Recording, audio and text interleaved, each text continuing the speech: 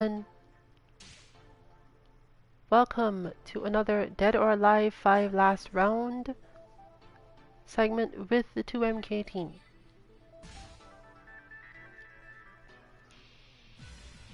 We are, as always, holding our usual US East Coast. Loser stays on lobby.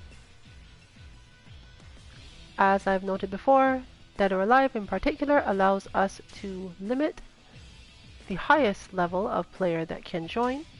So if you find you cannot, you're probably better than what we intend for this lounge as a whole.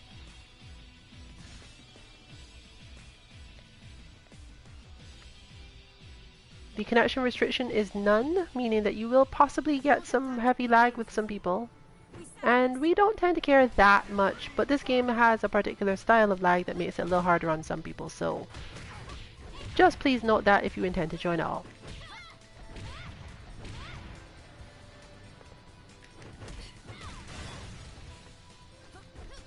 This week we are most likely dealing with holds, and since Helena is free to play this week, we expect to see a bit more of her.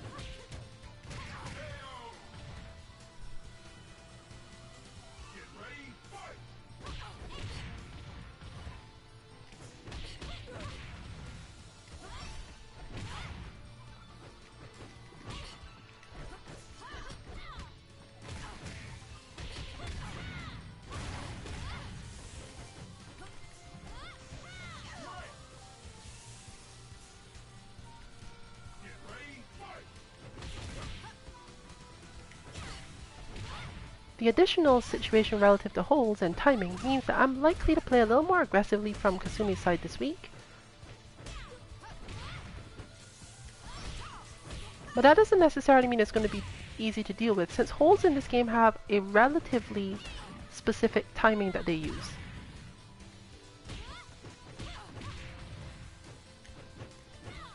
Kasumi in particular is relatively hard to deal with because she tends to have punches and kicks out of the same situation without really being able to say for sure which one is coming from the opposing side.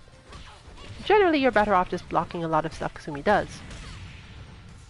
However, we also are going to see Zack this week, I expect, because Zack is also one of the free characters allowed this week.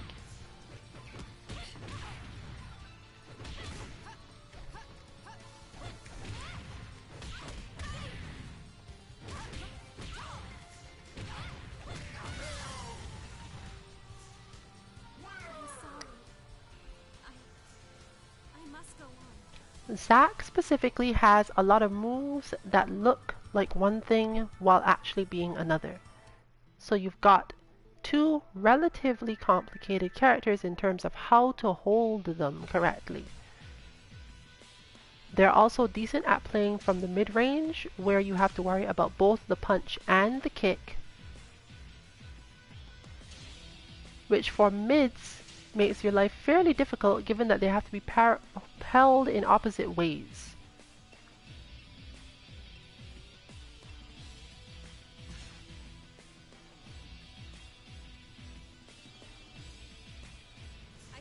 If you're not familiar, a mid punch is held in the standard tap back and press hold, and a mid kick is done as forward with hold.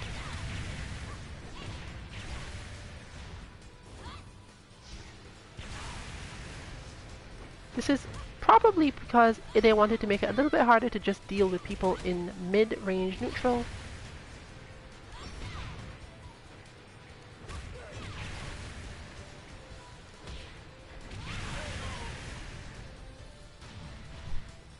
And therefore it can make your life pretty hard.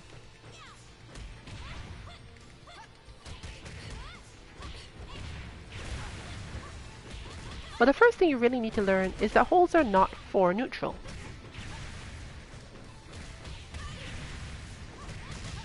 Their primary use, even when your opponent has a move you are fairly sure is coming, is to deal with a scramble situation in which you have set up a space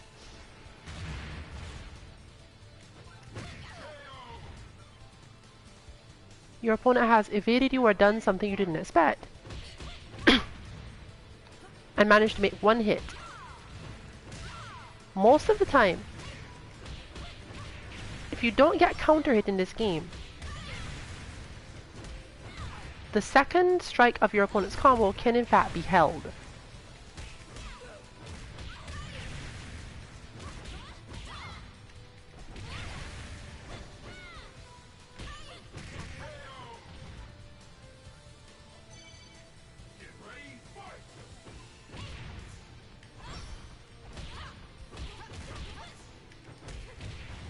The other timing you use this is when you expect your opponent to be doing what we were calling scrambles this week.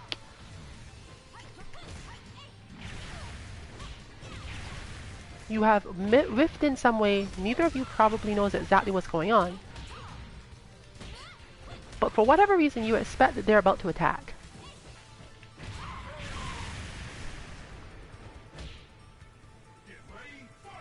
And based on the spacing you're at, you have a feeling that you know which type of attack it's going to be.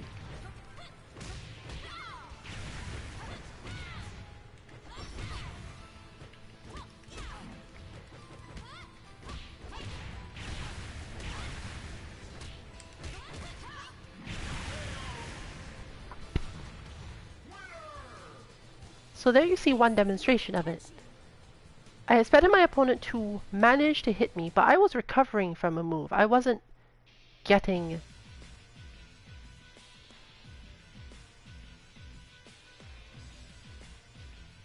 a full hit. I wasn't getting a counter hit. I wasn't losing in neutral. I had missed, and my opponent got one hit.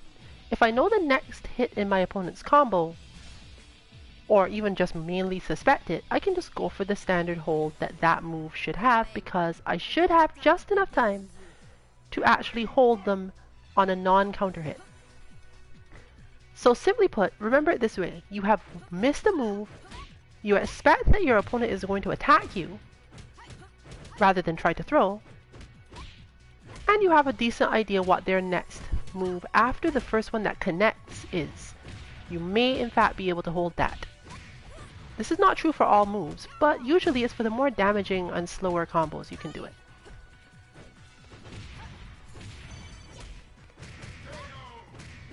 Note that if you see the counter hit, you probably are going to get hit either way, so you might as well try, but don't expect it to work.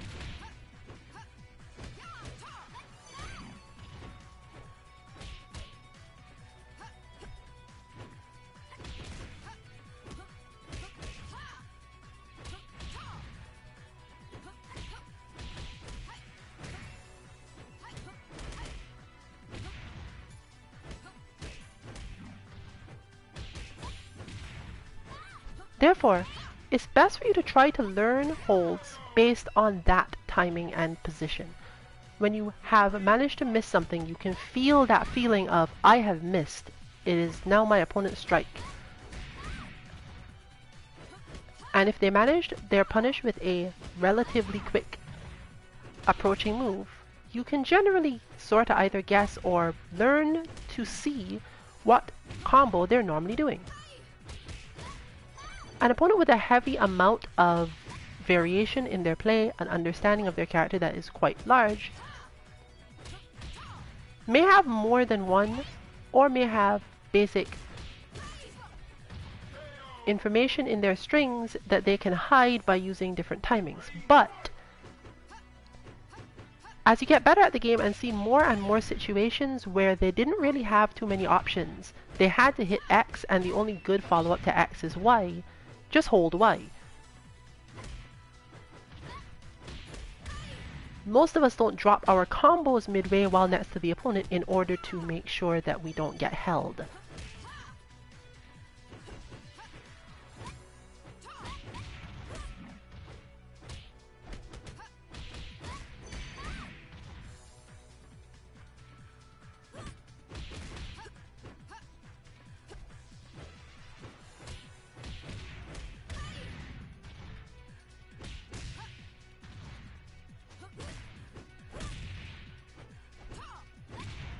The other time you can sometimes get it is when you are noticing your opponent clipping you from far out, and then going for another attack simply because they don't have enough reach to do it any other way. They don't have time to get in, and they don't have a reach on the combo to follow.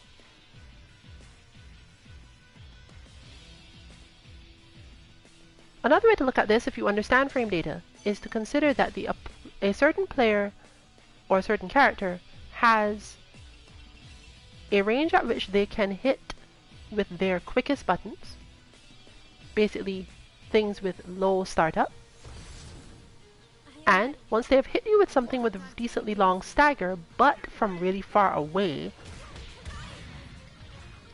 they have to judge, can I hit you with this move? Can I go for something bigger, or do I have to just use my quickest button to hit you? Or one of my quickest buttons. Understanding what the quickest buttons that are likely to be used are means that you have a better chance of holding those purely because your opponent tries for them, but often those will whiff, so you know they must go for something slower.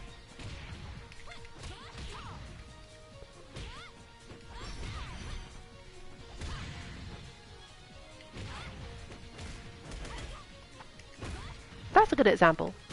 That wake up kick moves my opponent back to a space where I don't really get to do anything else but go for a long kick or a specific form of Kasumi's approaching punches. But that means that every time I hit with this, my opponent knows what to expect if I want to continue attacking them.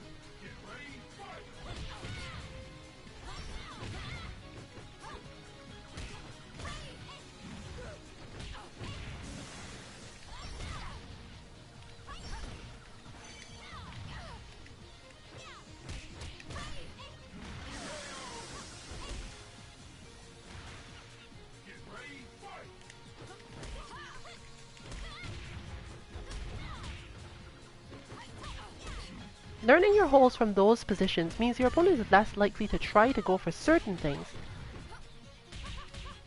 meaning that you get to get away in certain situations because they just won't go for the finish of their combo or whatever.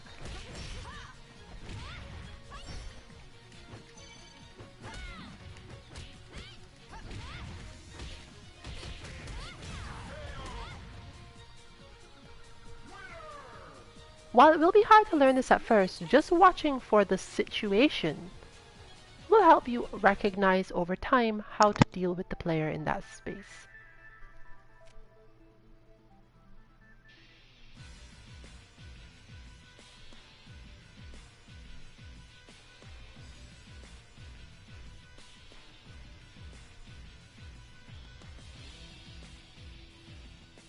And for beginners, obviously, you don't really want to be putting too much effort into this. Just go with your gut, but watch very carefully for your options.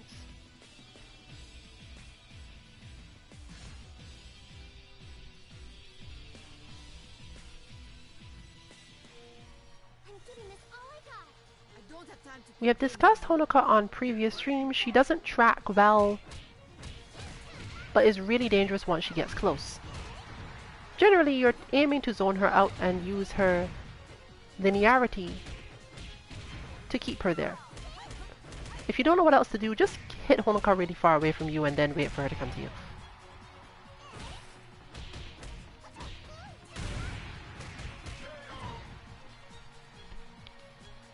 While she does have decent long-range attacks, and this stage is not helpful in that you can't really get her that far away in the first place. She's the sort of character that tends to put herself into your space, so you have a little bit more luck using quick attacks just to hold the space in front of you, as we mentioned at the end of the last stream. Usually, if you really expect her to go in hard, there's a good kick you have, and if you don't expect her to go in all that hard, you normally have like a downward twirling punch that will hold the situation for you. Do not try to approach Honoka, however, because her reactions and her buttons for you approaching are way, way better than you could possibly imagine. Move around, give Honoka her space. And try not to whiff too many things out of panic.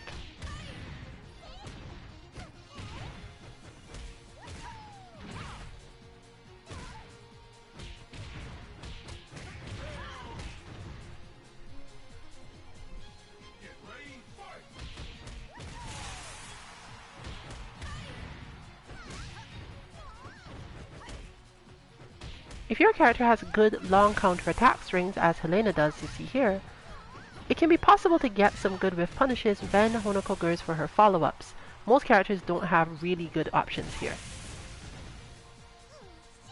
Helena's aren't honestly that great either, but she does okay.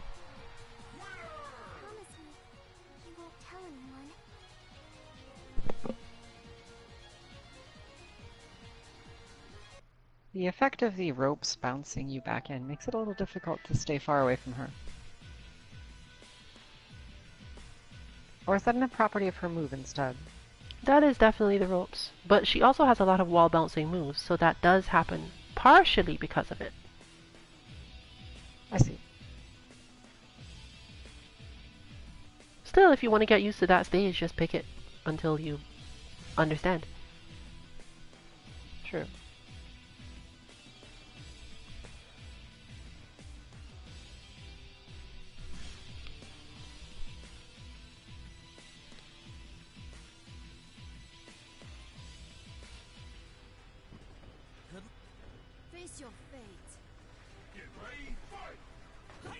But we're back to our more standard matchup. As we noted before, this is a lot about positioning in the mid.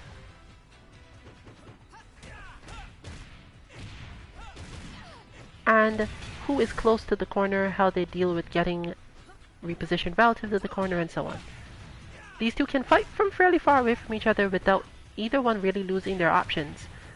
So really, this match mostly comes down at the beginner levels or the lower levels to who is closer to the wall and how much understanding do they have of the other person's intention relative to that wall.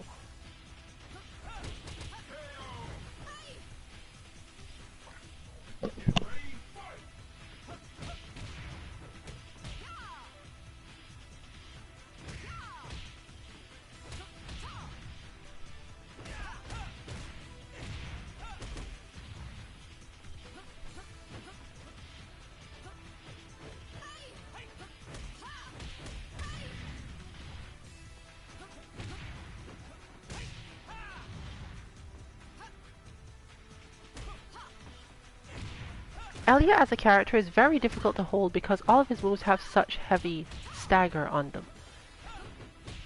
It's not because you can't hold people while you're staggered, but rather that the delay in when you need to apply the hold is different and therefore confusing.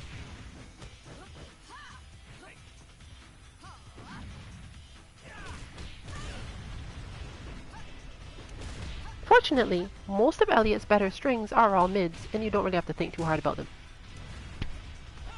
He gets to be confusing more so by timing, but he doesn't generally get to be confusing about both timing and flow at the same time. He does have one move, however, that appears to be a mid and generally acts as a high. So you may need to be a little careful about that. That said, it's generally not too terrible since most, again, of his closer moves are mid punch. Or high punch, really. So it doesn't tend to cause too much trouble.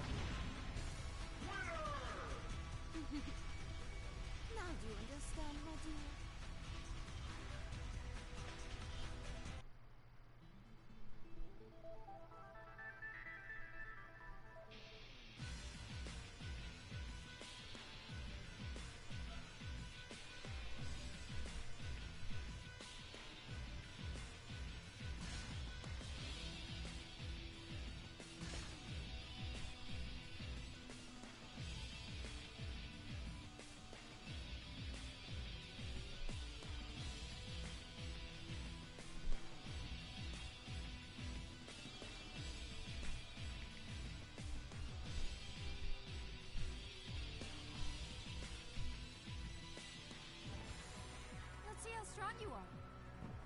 Good luck.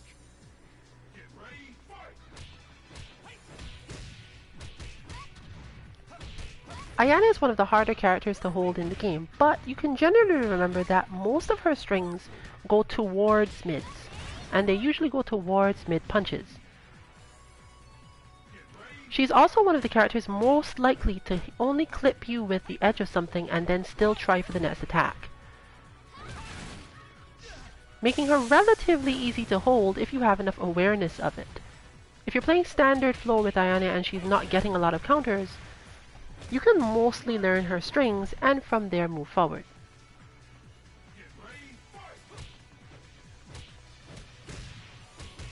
However, she is relatively harder to hold on block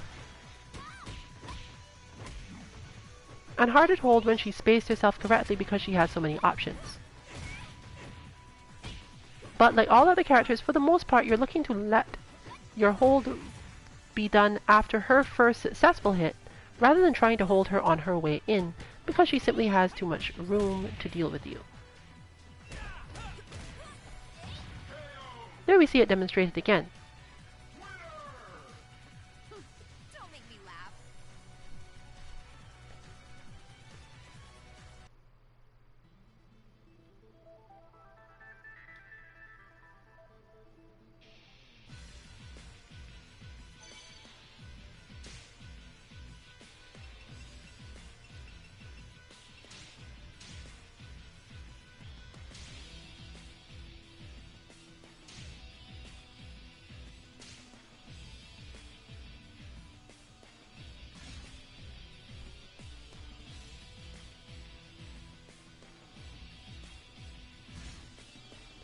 For Kasumi, the best advice I can normally give is to hold high, even though a lot of the time Kasumi is going for mids. We settled this. I challenge you.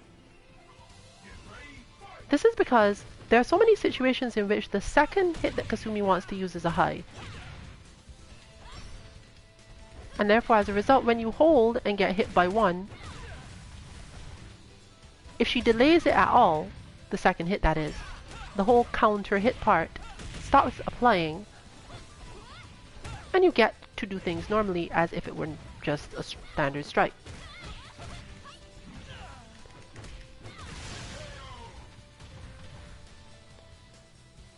This is not that you should necessarily hold high as a general thing against Kasumi, and I'm telling you this will work. I'm telling you, when you're learning to hold Kasumi, learn from the side of highs, because you have to first recognize what is and is not a high,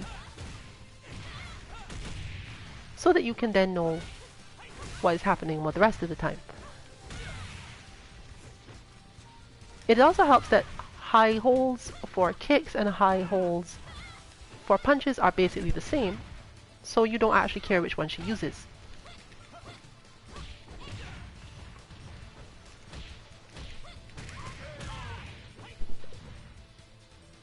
So given that, how do the levels work for kick holds? Because I thought kicks were forward and punches were backward. Only mid kicks are forward. Oh, I see. All high holds are the same and all low holds are the same. Aha, alright then. And this is actually why I don't suggest holding in neutral, because in neutral you're normally dealing with mids and you don't know which one is coming as easily.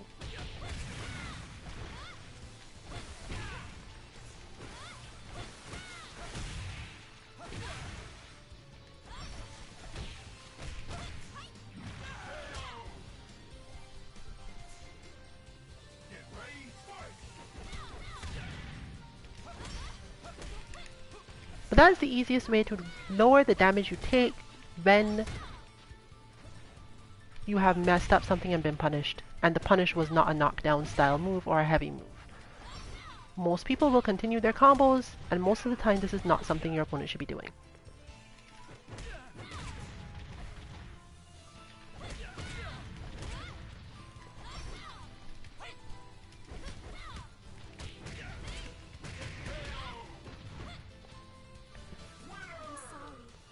Learning to hold in offense is a different thing because of the really basic result of everything I've said so far. If you are trying to defend yourself in an offense situation, you're normally trying to hit a button to keep your opponent from getting in on you, or you're trying to move out of the way in a specific way. When opponents get really close and hit very quick buttons, as would be the general first order strategy of any such game, if you try to hit buttons and lose, you're almost always going to be counter hit, which means that the hold is harder if not impossible, especially since at that close range everything is relatively easy. Now this is not to say the hold is actually impossible, but just bear in mind that at the beginning, when you're just learning the game, you should consider it to be that it is close to impossible.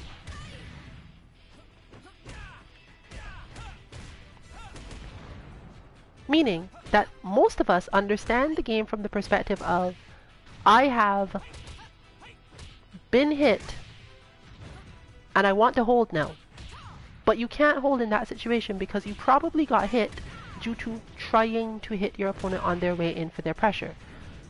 If nothing else I say stays today, remember that when you're beginning this game, if your opponent is trying to open you up and you're hitting buttons and failing, or in many cases hitting hold and failing, because that will do the same thing,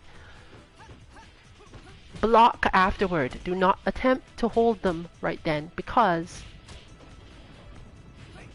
you generally need to wait for them to do something unsafe or push you further out.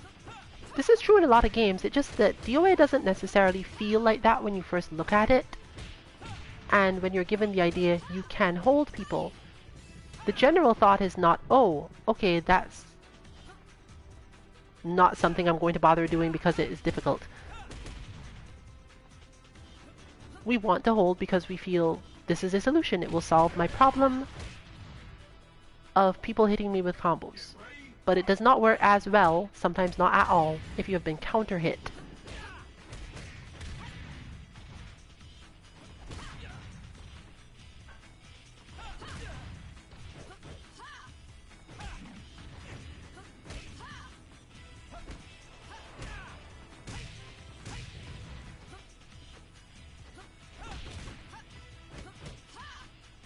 It may work if you were counter hit from far out, and your opponent has to do a chase down move that is not one of their faster moves. You can learn to hold in that situation, but those situations offer your opponent a lot of options, meaning that you may not be able to quote-unquote guess right often enough to make it worth trying to hold. If you're up against the wall, you might want to go for it anyway.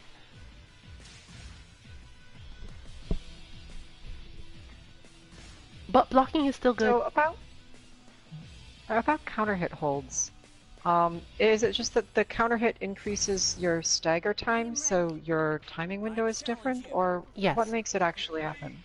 It is because your timing window is different due to being staggered. In certain cases, in certain moves, the follow-up, if depending on what your opponent chooses, is actually not fast enough anyway, and you can still hold. But in natural strings, this is nearly never true. I see. So it's not even that you have to effectively learn it separately. For the more basic ones, it's just going to close the window altogether. In most cases, I'm not actually quite sure about it because I know how it worked in DOA too, but I'm not absolutely certain about this game. I know that you went from having approximately 5 frames to do the hold to having 2. I see. That sounds a little difficult. And since the frames you lose, as I remember it, are the first 3 frames, the timing you're used to always fails. Aha. There's no buffer for that, I presume? No, that would be terrible. Yeah. Alright then. Noted. I will, not try to do that. But the Assuming game I would can be fairly counter boring it. if you could just hold everything.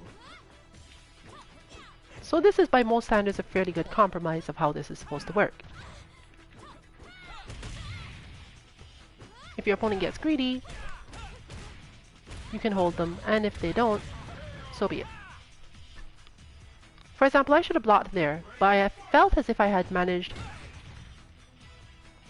Learning to recognize that you've been counter hit in certain situations where you didn't think you were is also important. But that, for example, I went for the hold anyway because sometimes you might as well go for it. And sometimes, if you have a really good read on what your opponent thinks is a good idea, or as noted, they hit you from fairly far out and didn't get to do much else, the timing for their move is going to allow the hold to work regardless.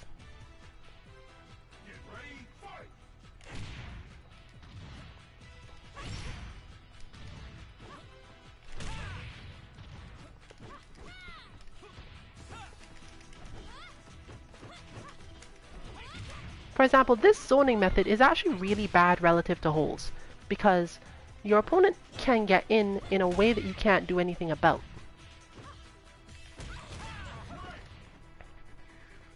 But, as usual, I do need to demonstrate to Cosmic Wolf that the things he does doesn't work, so we're going to go back to that probably on the next match.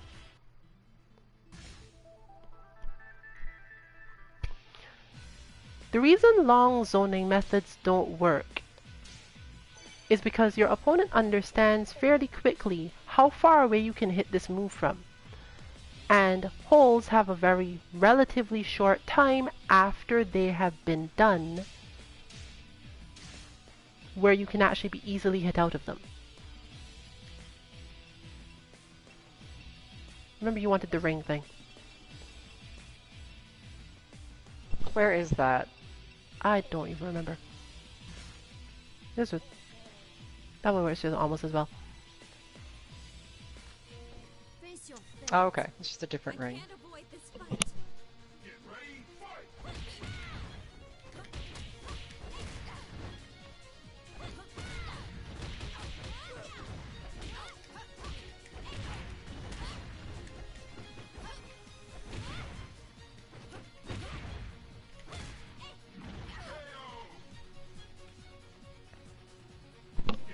I'm so very used to attempting the parry in neutral-ish situations from Street Fighter. Again, it's not really that you can't, it's that you have to have too much of an understanding of your opponent's idea of how to approach you. And for that, you generally have to know which moves are countered which way. While you're still in the frantic early stage of the game where you don't absolutely know how to counter every move, it's just painful to do that to yourself. Yes.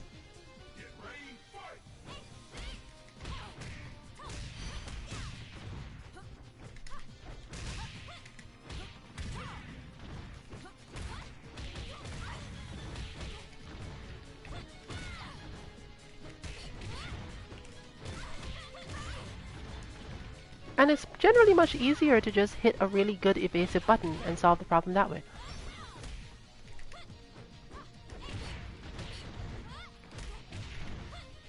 This is a good example of the rock, paper, scissors of this game though. We are now at the point where if you clip me at a relatively long range and have not counter hit, knowing that I can hold means that you generally don't continue your combo, so I get free defense. I shouldn't necessarily hit any buttons,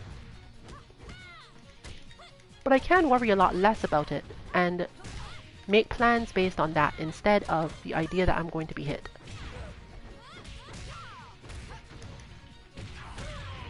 Seems like holds are also a very good way to get severe after image. At least at the beginning. So yes, you want to learn them, but you don't want to learn them by just trying to hold random stuff in neutral against opponents.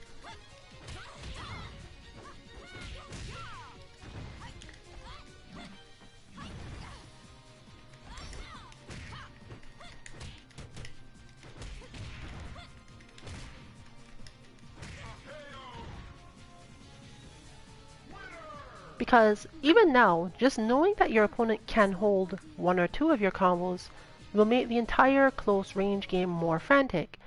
Because everyone knows, okay, I should go for this, I should not go for this. It's very high speed, fast paced decision making because of that aspect of it. You've added that layer of At this point, I should not go for this. Let's see if I can... Okay. Even though you are at advantage, you did land a counterattack. You didn't land a big counterattack. You landed one that you could only capitalize on if you went into a combo from it. And sometimes you just have to give up that combo because otherwise you're going to get held.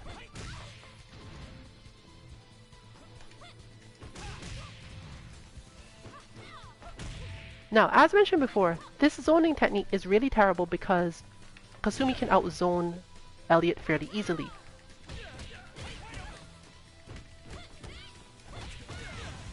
Getting into the correct position from his side is way harder than for her.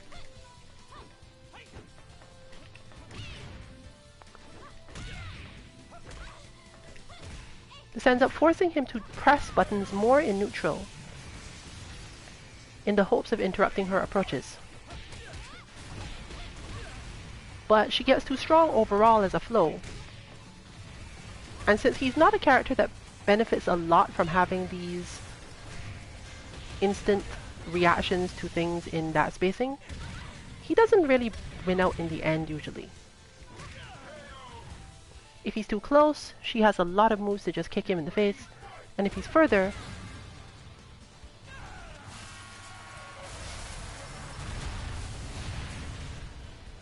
it's too easy to just do run stuff, and she won't get punished all that hard for doing it for the most part. He's not a character with a strong punish for her runs.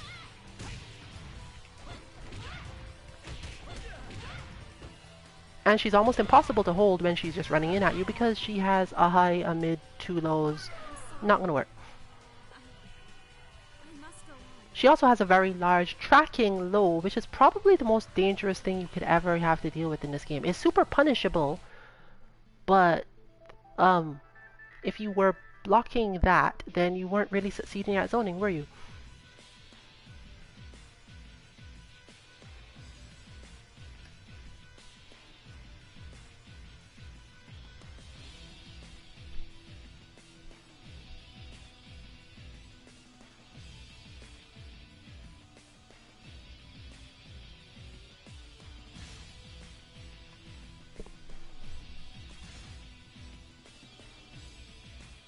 Against Ayane, the zoning is way easier because Ayane is actually rushed down. She's not that weird footsies hybrid character that I tend to play.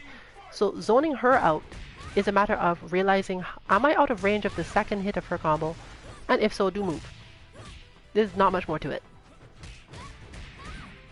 Now the good thing about Ayane is that she is a rushdown character and therefore will generally either be completely out of range and wait for you to hit a button and whiff in and grab you, or she will be close enough that it doesn't matter anyway.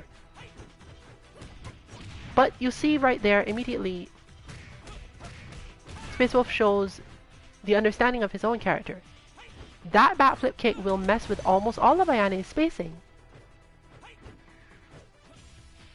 and force the player to be super patient in a lot of situations.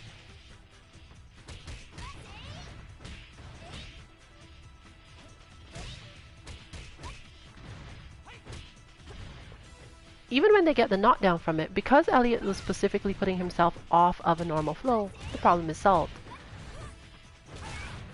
But once she's in, he has the same problem he has in every other game, every other match. He really needs to make sure that he is toward the middle of the stage, or he's going to get pinned down against the wall at some point, and she will do what she wants from there.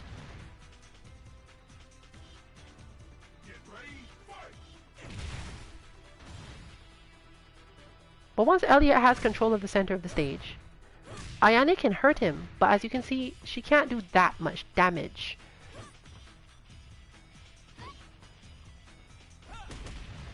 Which means that the zoning works a little better. The problem being that Elliot can't necessarily do a ton of damage either, but he gets a lot more damage off of Ayane's mistakes than she gets off his. As long as he can keep out of the position where she has advantage. The pressure is gone. Ayane is generally best served actually with punishing him with throw. in exactly the way you just saw. If you are good at Ayane's throws, she has the strong capacity to put the opponent where she wants them, which is another strength of a good rushdown character. With enough awareness of the stage, every whiff punish you do with Ayane can be, I am throwing you here. She has that complete control of where she intends to throw you. And probably as a Helena player you realize that this is not something that every character has. Kasumi generally cannot do it. She will move around, but she can't put you where she wants. Ayane can absolutely put you where she wants, which obviously assists her rushdown.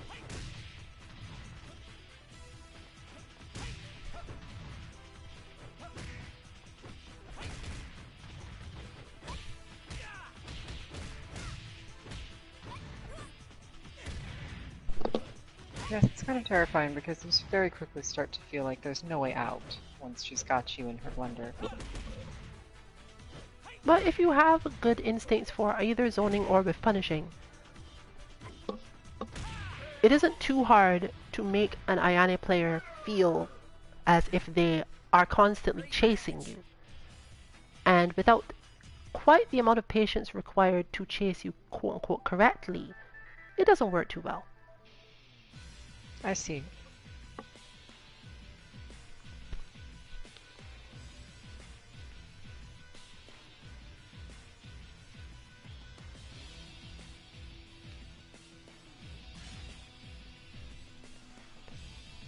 Now we are on to Hayate, who is more or less a hybrid between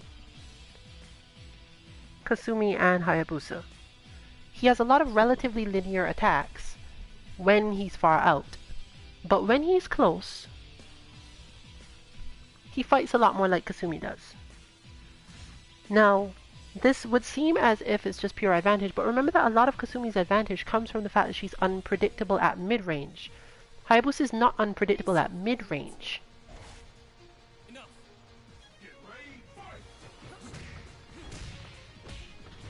He's relatively predictable at mid-range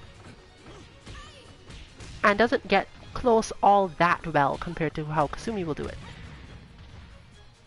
So best thing to do is generally to watch your opponent's style of flow, figure out where they want to be when they're approaching in mid-range, and decide, do I want to go for a strike to keep them out? Do I want to go for a hold because I see where their chain is going? Or do I want to just whiff punish them as they try to get in with buttons? You can see it demonstrated here.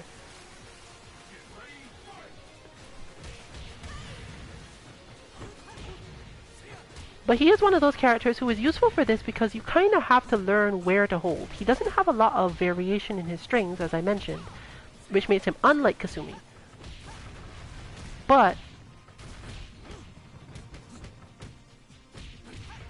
he can use his strikes if you don't know how to hold them to get in close because he can keep up a lot of physical advantage in terms of frame data. But there's that linearity.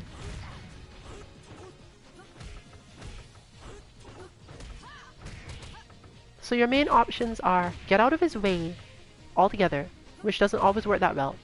But if he's going for strikes, you're going to have to figure out which hold to do. If you block him at certain ranges, it's easier. But for the most part, that's your aim. Either whiff punish him on his way in, or beat him with your superior buttons of some kind. But as the player gets better and better at understanding your rhythm and timing, you're gonna get less whiff punishes, and you're gonna get less zoning opportunities.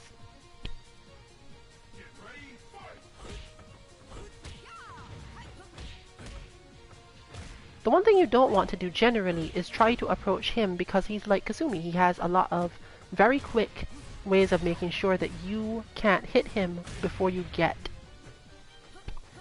gets moving, basically.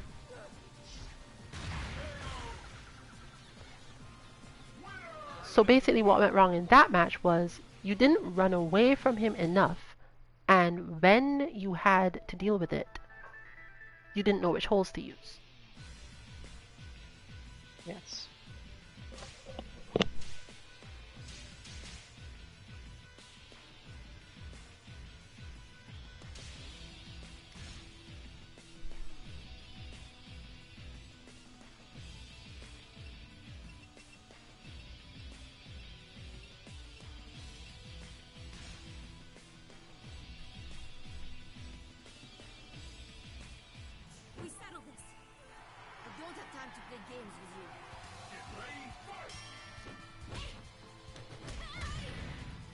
you can already see the difficulty in figuring out where Kasumi is going to aim her kicks, even if she's even going to kick at all.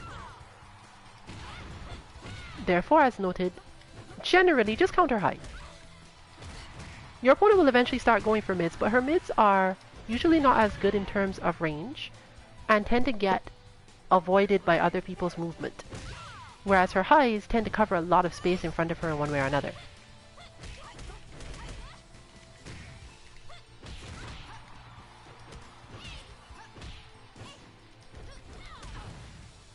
Is there a particular set of ranges where that advice is more useful or less? No, she's about the same at all times. Oh. She obviously has some good lows as well, but the other reason why it doesn't matter for certain characters is because they can just get under some of her highs. But it comes back to the things we were discussing yesterday in Dragon Ball FighterZ. Make your opponent think about one thing. Control the option space of the match and you're better off.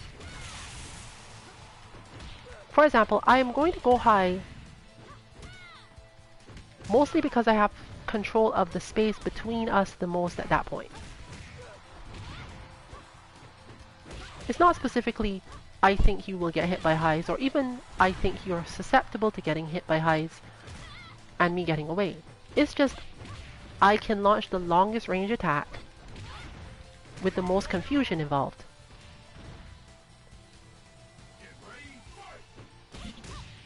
Actually, I have another question. Do you know whether Helena can hold out of back stance? I know I can't block there. I'm pretty sure you cannot. Alright. But if she's being hit, I think she might be able to. I would have to check that. Alright, so just not in neutral more or less. I'm sorry.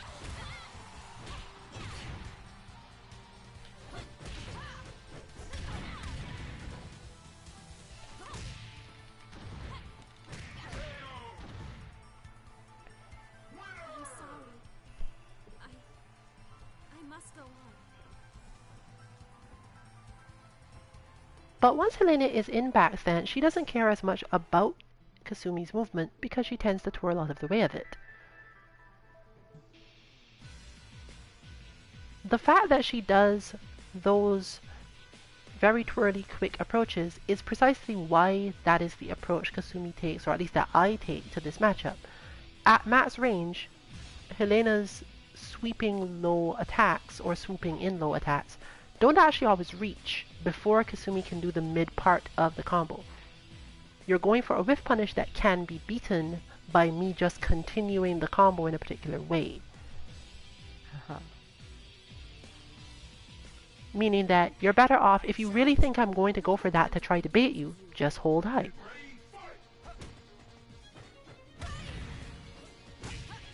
In fact, Elliot is relatively similar in that regard, except that Elliot tends to place himself differently and often gets hit by Helena's lower twirls for various reasons that I'm not really sure of.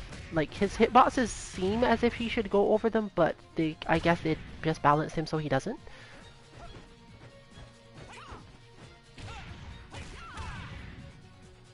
Meaning that obviously, in most situations where Elliot has gone for an attack or has baited Helena into thinking an attack is coming and therefore she should move, Elliot's aim is to hold low.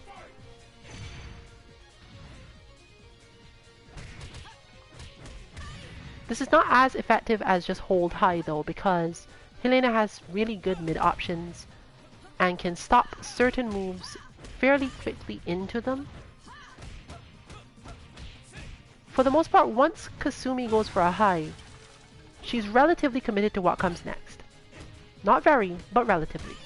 Helena is not really committed. She has a lot of variability and can slow down and do what she wants without worrying about recovering out of the flow that she was in. She has more or less complete control over her flow. But even so, as you get better with Elliot and you understand what you're making your opponent think about, if you're going to default to any hold type in neutral versus Helena, you might as well hold low. My suggestion is obviously just don't hold Helena in neutral. She tends to put herself in situations where if you were just blocking low, you're generally okay. But if you really want to hold low.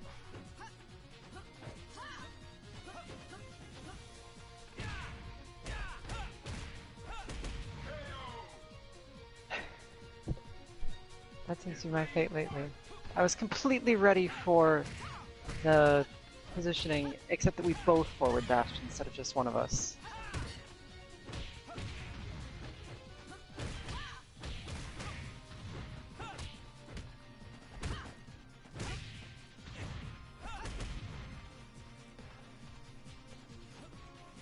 A further reason why Elliot might not want to bother holding is that once Helena has put herself close enough with one of her attempted lows and missed,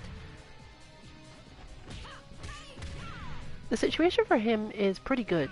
In a lot of situations, he has strong combos, and at very least, he has enough knockback on his space control to cause her problems.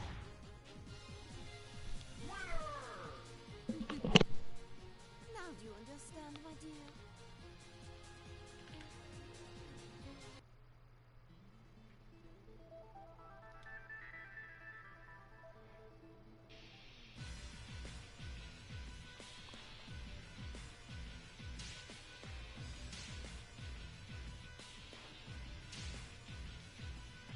So back to how to zone Kasumi with Elliot. Well, the simple answer is don't, because in this game my characters are not that weak to zoning. Well, characters. I still technically play that character.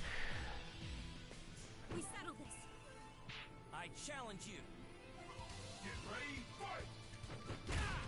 But they are reasonably bad at moving into the mix-up space. In other words, they're not easy to zone out, but being a zoner means that it's easier to avoid being opened up by Kasumi. Basically, my mix-ups are disabled, as you're seeing here.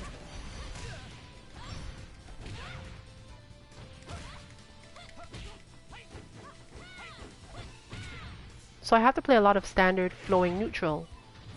But as soon as I start, if you revert to zoning me because I'm playing neutral, you're going to die. Because it's fairly trivial to bait a player into reacting because you're playing neutral.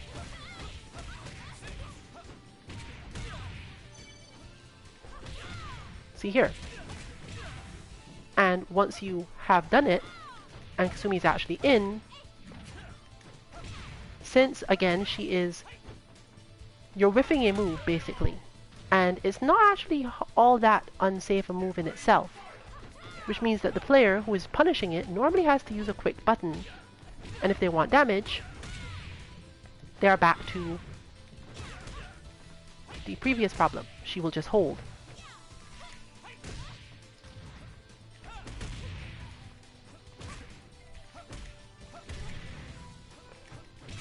So this is mostly a matter of recognizing when your opponent thinks that it's time to switch to one method of dealing with the situation or another. But as you can see, her tracking is quite good, as I've mentioned before. You have to be really on point with your timing if you want to evade one half of something Kasumi is doing and then still not get hit by the other half. You must stop moving at a very precise timing most of the time in order to do this.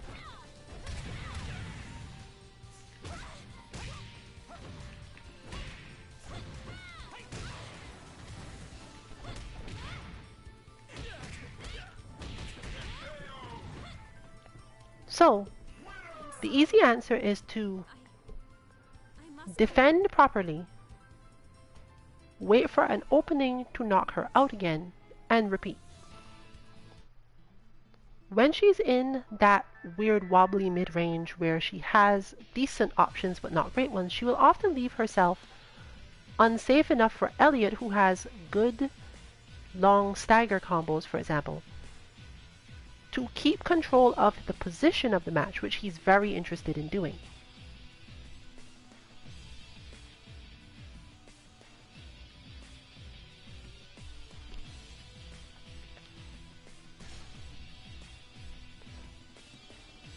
Once he has control of the position and the opponent can't make more space or go for a sidestep in a way that will be a problem, or even just the fact that her attacks will put her near to a wall or a corner, the situation improves for Elliot.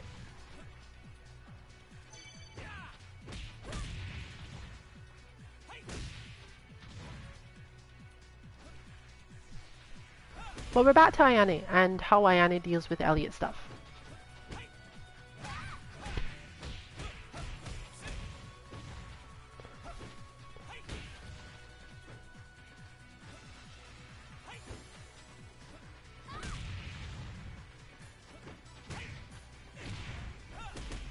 She has the same relative strength as Kasumi in that particular way. If she launches a certain type of attack, Elliot must use one of his retreating attacks to get his advantage. If he tries to just hit it and move in, she will normally be able to do the hold. And since you almost always just have to mid-hold at those spacings, it's relatively easy for her to prevent herself from getting punished too heavily for whiffing things. But she has to go for her bigger whiffs, which are usually the kicks.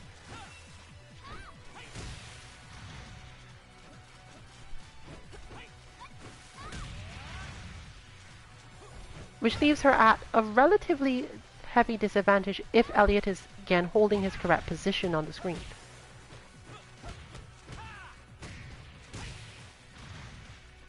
So he needs that flip kick most of the time. She won't damage him too much for trying to use it.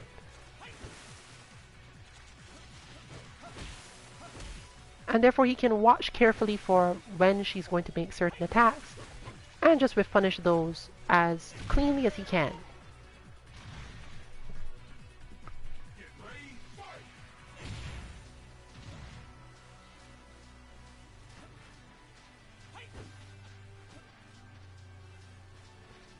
Now, obviously, as with any zoning character, if your opponent is patient enough about letting you walk yourself back into a corner or to a wall, it is pretty easy to deal with you. So you do have to take a risk at some point. Once you've run out of wall or space to go into, your back flip kick, even though it will still technically do the same thing if your opponent rushes in, if they can make you whiff it, it becomes punishable. And for Ayane, that's a big punish.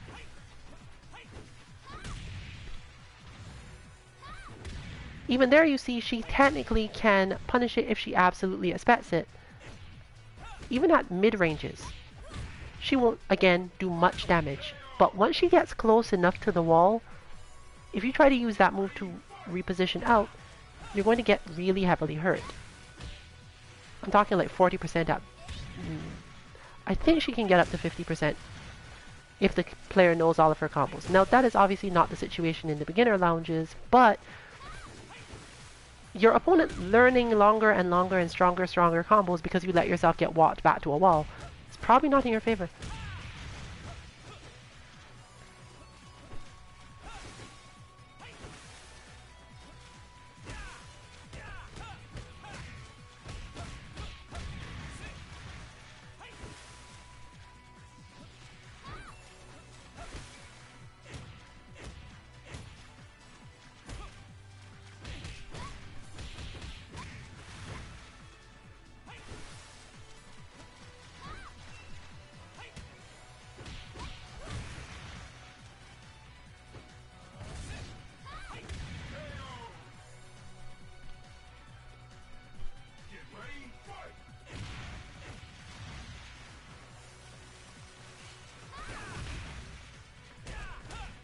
So yes, if Ayane does go for some of her riskier kicks to try to catch Elliot before he does certain moves, then he actually has to employ the zoning in question.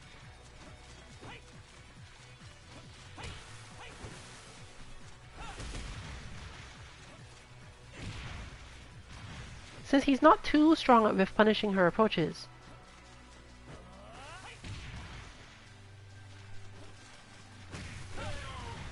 it mostly comes down to stuff like that. Great match.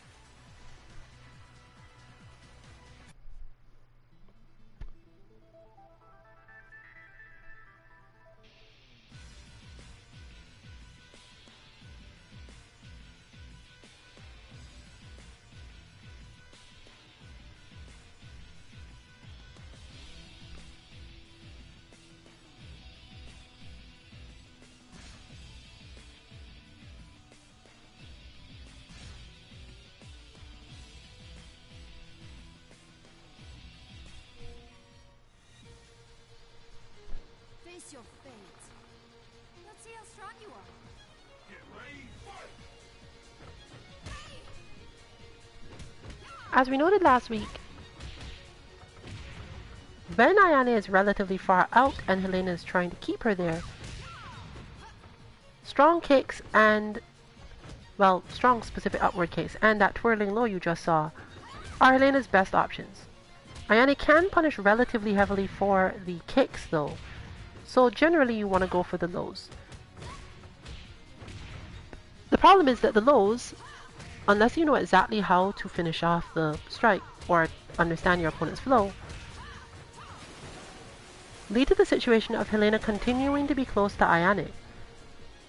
Meaning if you mess up at all, you're once again taking a full Ayane punish.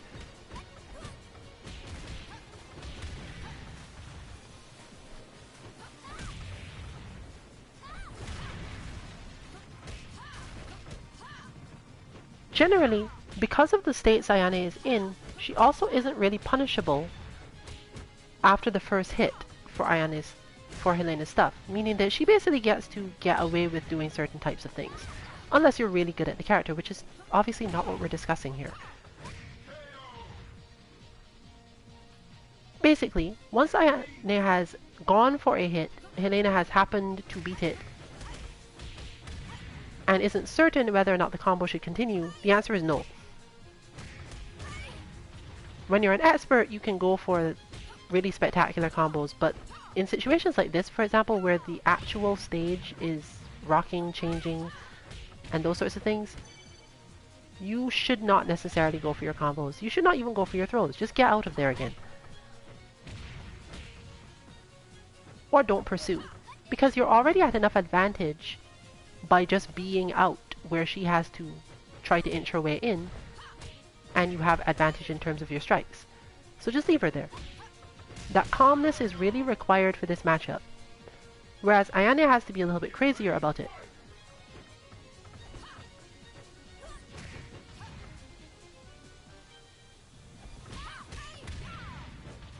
Ayane is like Kasumi in one specific way. She can vary the speed at which she continues her combos, even if they whiff, easily. But Ayanes tend to be a lot more linear, and this has always been true.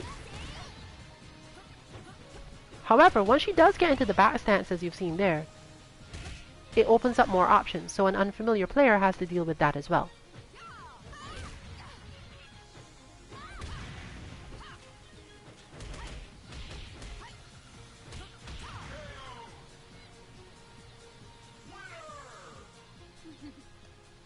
Now do you understand, my dear?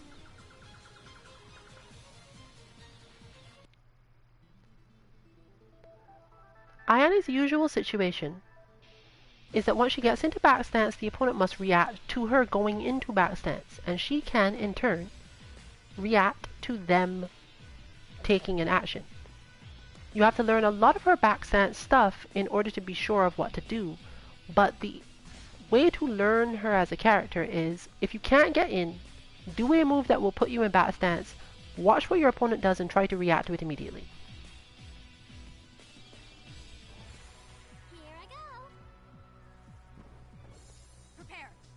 Against Honoka, this is less true because Honoka will come at you like a freight train, and she does not care about you being in back stance because she's not trying to zone you out. She's usually trying to pummel you into the ground.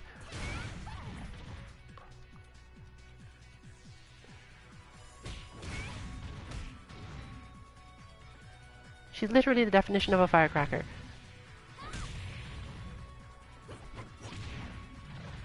A ton of very explosive power. We're seeing actually an interesting application of Honoka that we don't see too often, at least on this stream. She is also a really good defensive character, primarily because if you try to attack her in a linear way, she has so many really strong, quick options to do this. Basically, if you remember all of the other characters we've been dealing with so far, they have some good stuff when they go start with a jab or something, but it doesn't stick to you the way Honoka will.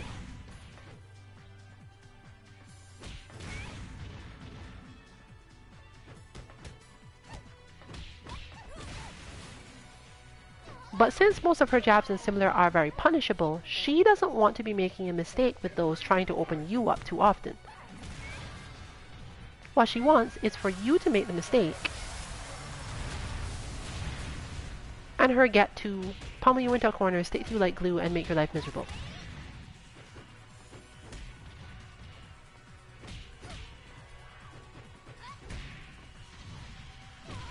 I don't even know this woman's story. I keep on feeling like she just learned everyone else's styles or something.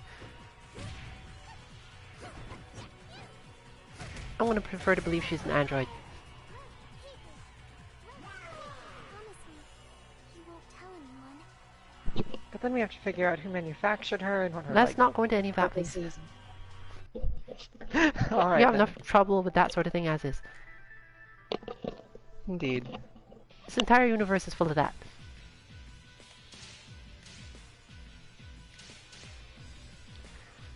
Now, obviously I know this matchup super well. I have literally played it for years and years and years. And unfortunately that does not make it any easier. The main reason it is not is because the reaction that you need to have from Kasumi's side has to be on point all of the time. You cannot hit Ayane neutral. I will demonstrate. I am ready. Prepare.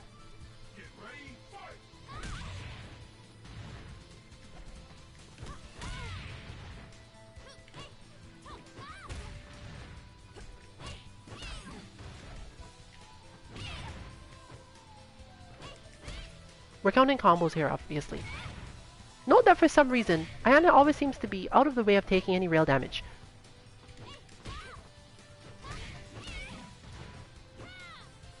It takes like 12 interactions sometimes to win this match. This is because Ayane stands at spaces where when Kasumi staggers her, nothing much happens. And if you go for big attacks right after it, she will almost always just hold them. See? You can try to stick to her. This is decent if your opponent's defense is relatively bad. But I'm not really trying to do that right now because this is beginners. The problem is that Ayane hurts way more than Kasumi does in that sort of situation, and can completely evade things and get her own combos started. So you're having one of those fights where the Windy Sister is basically able to do all of the flitting about and hit the stronger one like 20 times and then take 2 combos and die.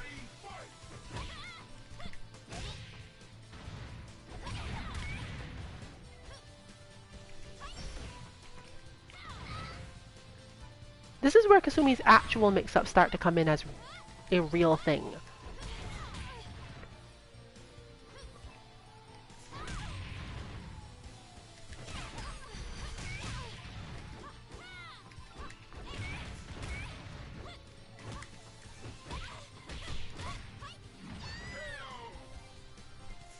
In order to achieve mix-ups with Kasumi against Ayane, you're basically always going to be hitting this just for no reason.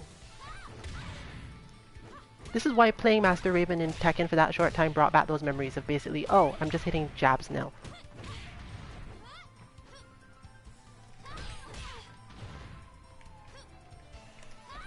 Sometimes you hit that one.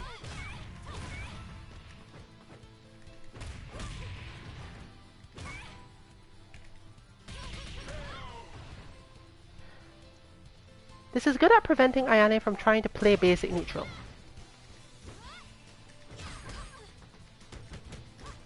Mostly because most of Ayane's moves take too long to do anything in that situation.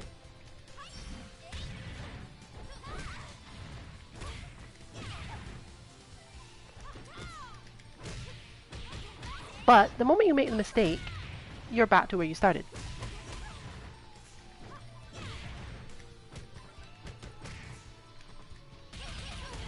But the point is that now they're playing the same game. They're both trying a lot to do very small amounts of damage. Don't make me laugh. So Kasumi gives up her options for getting real strong control or actually fighting particularly well at particular spacings in order to prevent Ayane from doing damage. The same way Ayane does naturally prevent Kasumi from doing big damage. It is actually because of this that I thought DOA was a very slow, measured, low damage game, because the person I played this with was my brother who plays Ayane, and this could go on for a really long time. But I have since been educated that this game is not like that. I challenge you. And there are characters that can end you really easily, even when you are still playing in that style.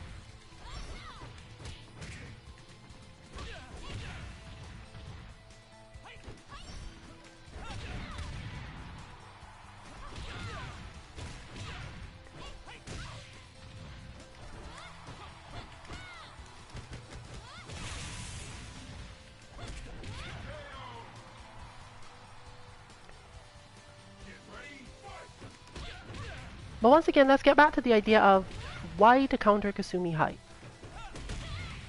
It's because once that first hit has happened, you don't know what to do. Basically, I have gone for a high and converted it into a mid. I've gone for a high and converted it into a low. And that move actually recovers quickly enough that I could just land and do something else entirely. I don't have to do the second part of it at all. So please remember that my characters are always super annoying. If you see me play any character in any game, trust that they're really annoying. They might not have true mix-ups, but if you think you can stop them, you might be wrong. In fact, you're very likely to be wrong.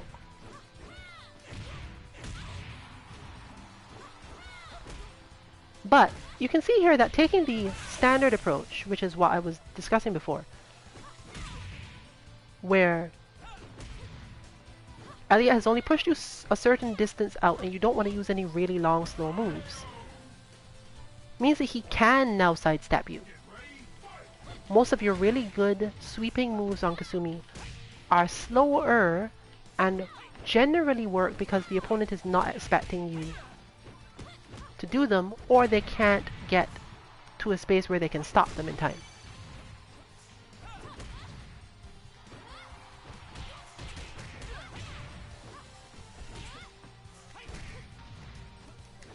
Once we are at that space though, as you're seeing here, this about space here, I can no longer use those moves safely. Then is when Elliot's zoning works on her, because he will knock her out of nearly any mix-up style thing.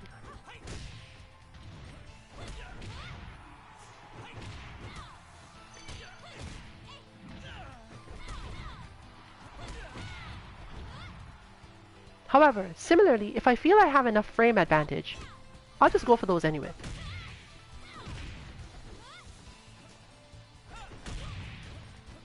But that move is a high.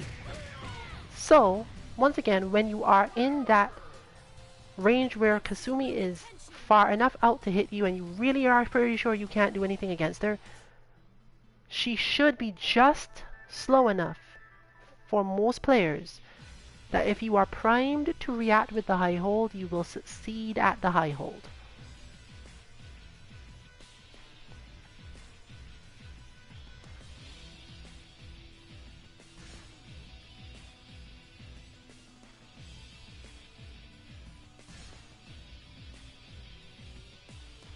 But now let's look at a different Kasumi. Possibly the same style, possibly different overall. I am Good luck.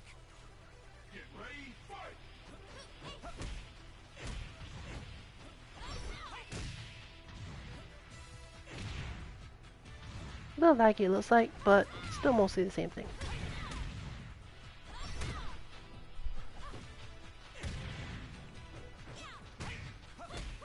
Elliot does have some options to throw Kasumi in those situations, but don't count on it, because again, the reaction has to be really fast, you have to be fairly primed. It works easier if Kasumi was too close when she went for her move, honestly. Because you can easily grab her landing recovery frames, instead of having to worry about moving at the wrong timing.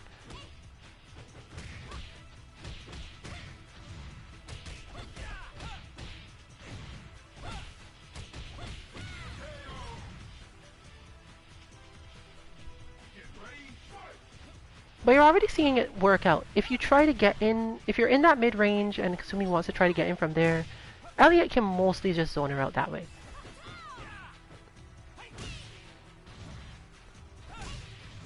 It can be even almost, you could say it's frustratingly easy for him to do it. She can do some damage by taking other moves into account, but it's not really that helpful. This game is one of those games where you have to pay a lot of attention to how much damage is being done and not whether or not you're getting hit. Since the game is full of options, there will always be an option to make sure you get hit in terms of whatever you're doing. But it's very difficult to make sure you take a lot of damage. You can see a lot of this here, for example, is Kasumi is once again winning by death of 1,000 cuts. She will poke you to death eventually.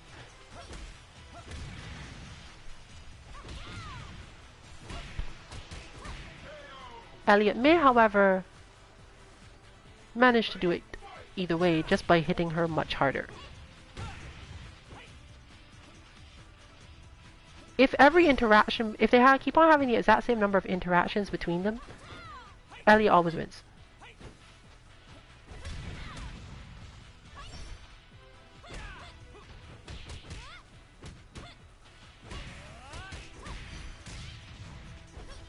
Even here, bigger fancy stuff doesn't always do that much damage. But we're seeing a lot of use from Spitzwolf of the back spin kick, which again isn't really for Kasumi, it's more so for Ayane. He can just zone Kasumi at regular space with the punches he normally uses and the mid kick that he was generally supposed to use.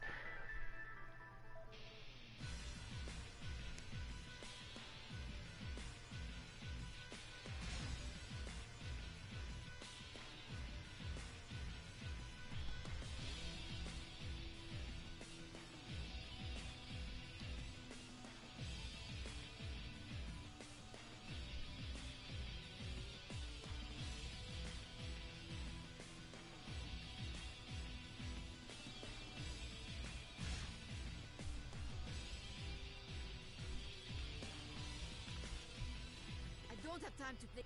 I challenge you. Get ready, fight. Ooh, Forest. This stage is very difficult in that it pushes on your understanding and awareness of where you're standing. The walls are irregular. You can always run into a tree. You might have trouble maneuvering because of a tree. This is a stage for those who have a strong spatial awareness of their character's combos and where their opponent wants to be, because you're also dealing with elevation on the ground, everything. You can just consider an advanced stage to fight on. I'd go so far as to not really suggest that beginners fight on this stage, because it is super interesting both visually and in terms of the number of different interactions, but if you're trying to learn a character at the basic level, it might be a bit much. If you're trying to learn advanced stuff, it's the perfect stage to fight in. Or if you're training awareness, for example.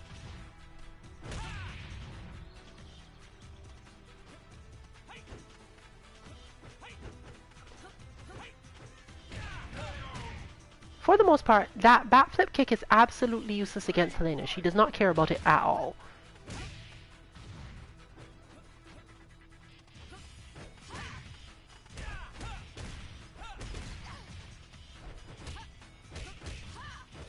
If she sees you're going to do it, she has a lot more screen clear than most people, and she has specific ways to target herself and her strikes to deal with either that or any other retreating move you might choose to use. Her tracking is a little poor, but you can't really make a game plan out of mixing up side steps and the backflip kick thing.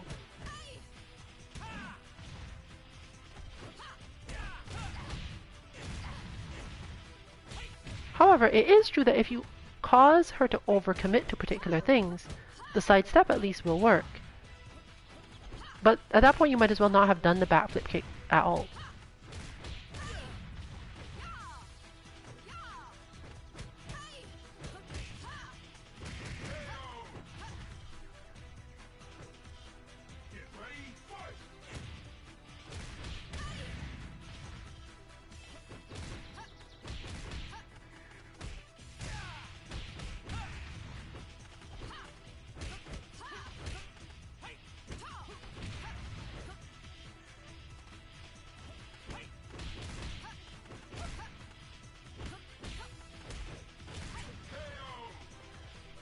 This is generally true because of Helena's very sharp kick. She has a very high directionality and sharpness to her strikes, which is basically how her style works, like by definition, if you've ever looked it up.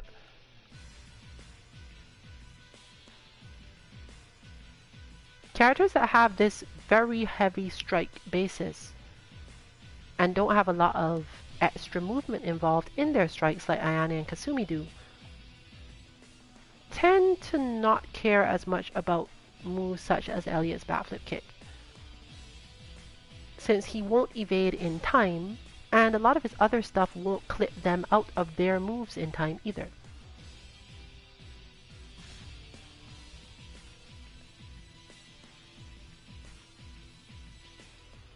Let's see how strong you are.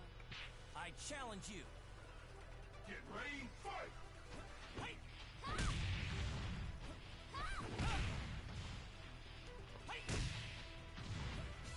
But we're back to the match where that move absolutely matters.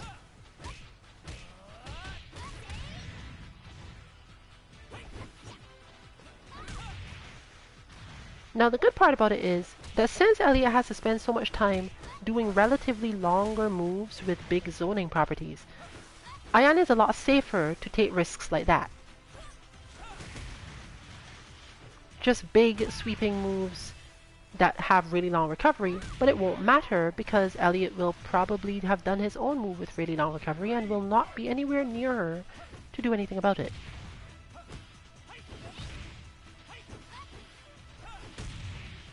When he is, he doesn't tend to do that much damage. And if he does clip her, you're back to, I can hold you now, because you've only clipped me, and if you follow up from this, I know what all your follow-ups look like.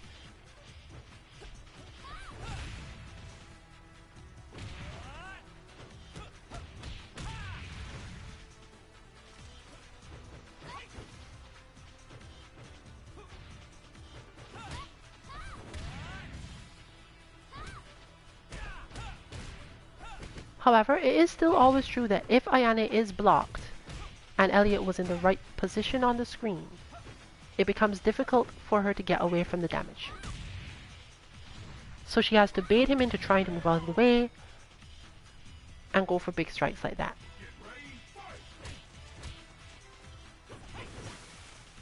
A very defensive Elliot player can win out on this, but being too defensive and too unwilling to hit buttons means that Ayane can use her faster approach strikes, and he will end up blocking it, which means that she just wins by virtue of being rushed down and getting close enough to rush down.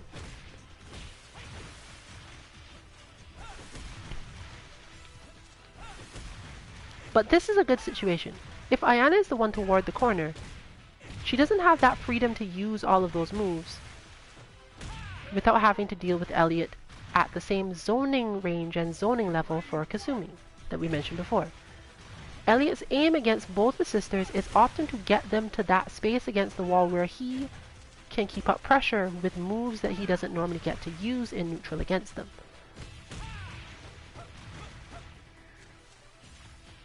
So that perfect repositioning means they are the ones left with that feeling of I should not move, I cannot move, but yet when he hits them and even if they block, they don't get pushed back far enough for him to stop his assault. So from their perspective, when they get near to the wall against Elliot, their aim should be to get out at basically any cost.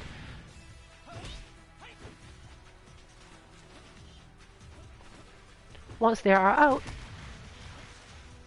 it's a lot easier to handle him as a whole.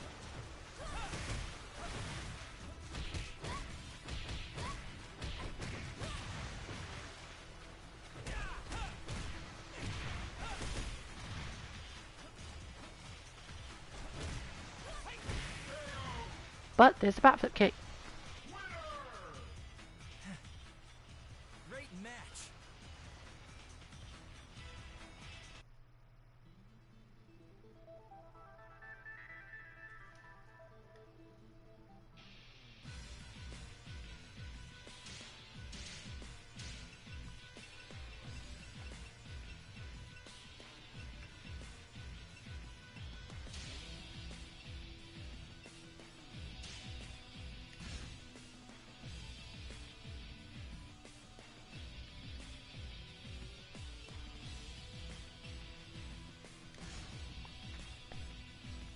When Ayane and Kasumi are in much closer quarters, Ayane has the advantage. I am ready. Prepare. Because once she does land a hit, it's much harder for Kasumi to handle the situation. Kasumi's aim, therefore, is actually to make sure that she is never in that situation. She's always trying to stay exactly in the middle of the stage to minimize the damage Ayane can do to her. But because she gets that extra stagger and less knockback,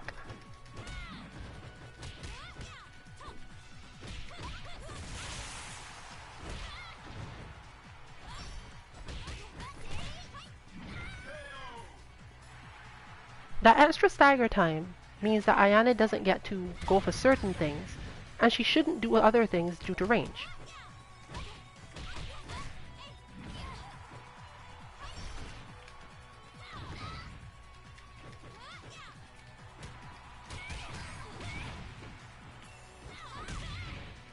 But as soon as Kasumi is the one with the back against the wall, Ayane has a huge advantage, both in positioning and timing. So you must be much more willing to take heavier risks and hope that whatever life lead you manage to get doesn't melt away too fast before you can actually finish her off.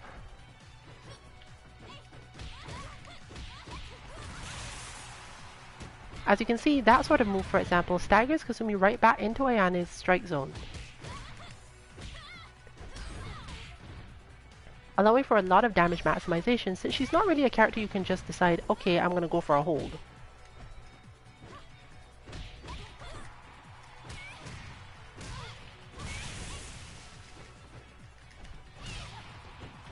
Fortunately, Kasumi does have that up against the wall. Ayane actually has one of those as well, but it's a bit harder to use.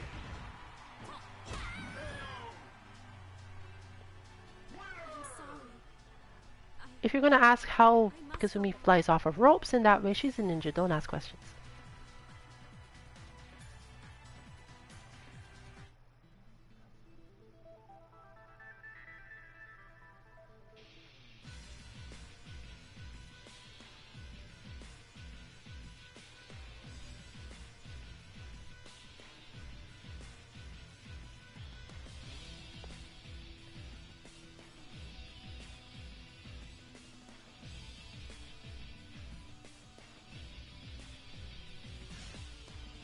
So, back to this matchup.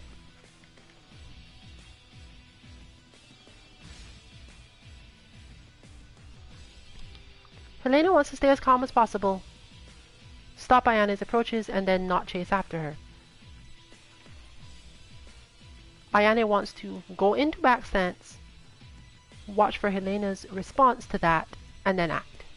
Sometimes she can just come straight out of back stance depending on what Helena does. But that's the general gist of it. Prepare. Get ready, fight! When Ayane is in close, she can do as she likes more or less. But getting there is obviously the part of this that's difficult, so.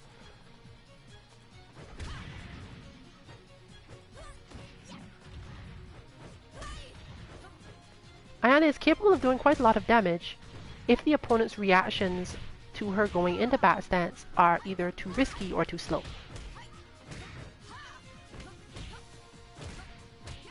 The final part of the puzzle is, of course, that if the opponent notices this and decides, okay, I'm coming in at you so you can't get into back stance. This is what Ayane wants to happen. So she really doesn't care about that. The back stance is either going to open people up or make them move into the range she wants, so she doesn't care anymore. This is, however, the harder version of the fight to understand or fight, because then you have to actually play the game from the sense of knowing every attack you want to land, perfect ranges, extra spacings, all that stuff. But you're not being kept out anymore, which is a big help.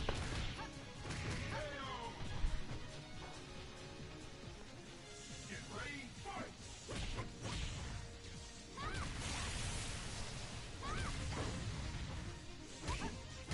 Once you have gotten in close to the opponent, you can usually just beat them up in the corner or whip up against the wall or whatever, without thinking too much about it.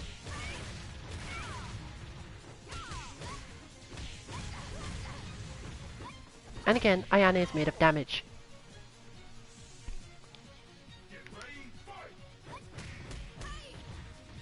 She just has more trouble getting the absolute opening for it than most people.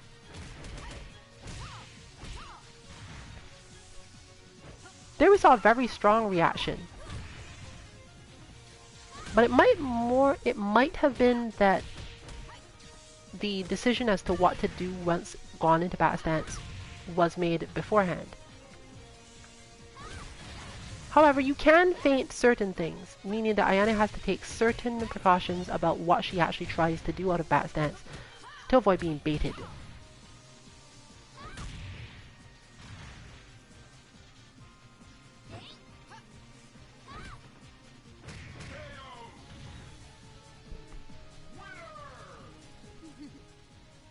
Now do you understand, my dear?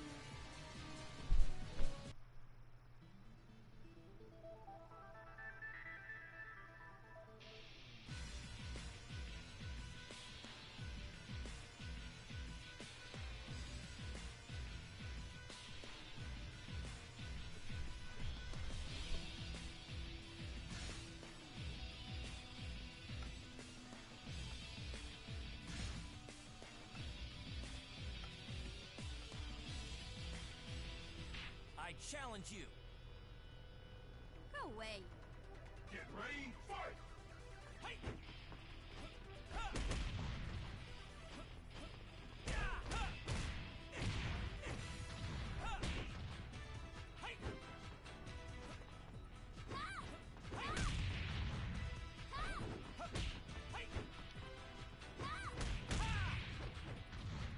But we're back to talking about holds, because this is a match where it actually comes up quite a lot. When Ayane misses, it's similar to when Kasumi misses. Elliot has to go for a relatively quick attack. He doesn't have time for any of his more dominating hits, meaning that he normally has to try to combo out of them.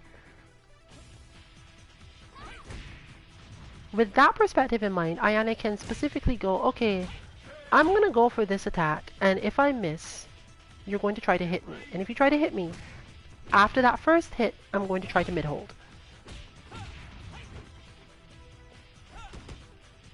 Elliot must then use less damaging combos to avoid getting caught up in the mid-hold. It's not that he doesn't have options, as I've noted before, you always have some option in this game. But you definitely have options that do a lot of damage and a ton of options that don't. So, it's just in Ayane's best interest to go for it.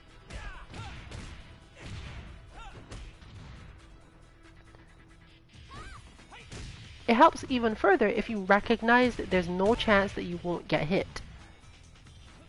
If you've whiffed hard enough, you should basically assume a hit is coming. I'm going to take damage. I can't block in time and it won't solve my problem.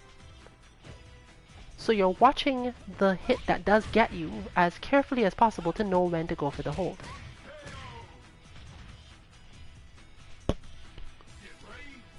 It's not particularly easy to learn them even given all that, but it's probably the best opportunity you've got in a match as a beginner.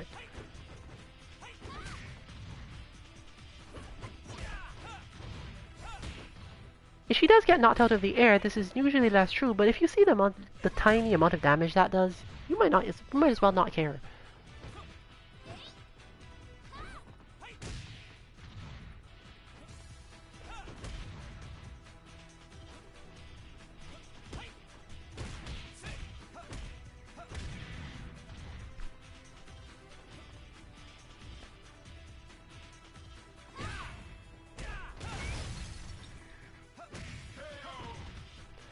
So as you can see here, Elliot has options to punish her with like mid kicks, and there's like a high that he does out of one of them.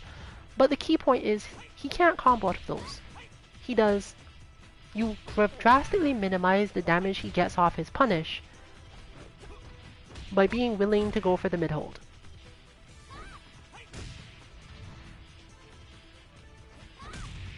Meaning that you can win this fight the same way you win the fight against Kasumi.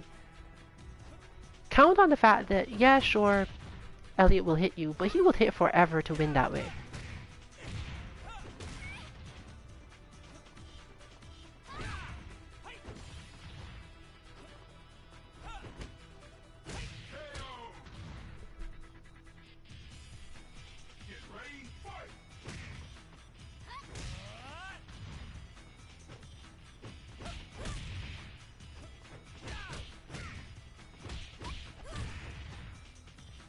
Once you've got that, Ayana's control over this match just increases drastically. But there are still some options Elliot has. He can win primarily by kicks. It just takes a long time. You gotta fight better than that. Or he can go for a lot more throws. But the throws, again, run the risk of being teched or the equivalent of teched, and you won't get anything at all. If Ayane knows you're going to throw her, she can set up the spacing and situation to her advantage, but that takes a lot of time to learn, so it really depends on whether or not you're interested in learning the game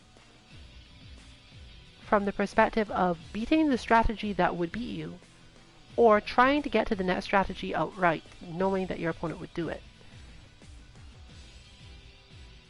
This is mostly a personal thing.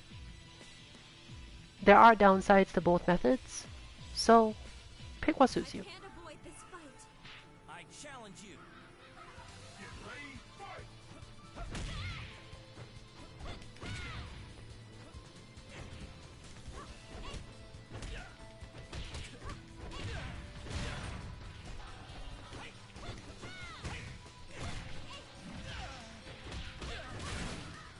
So hopefully this has helped you understand some of the things we have been demonstrating and the reasons for certain strategies in these fights.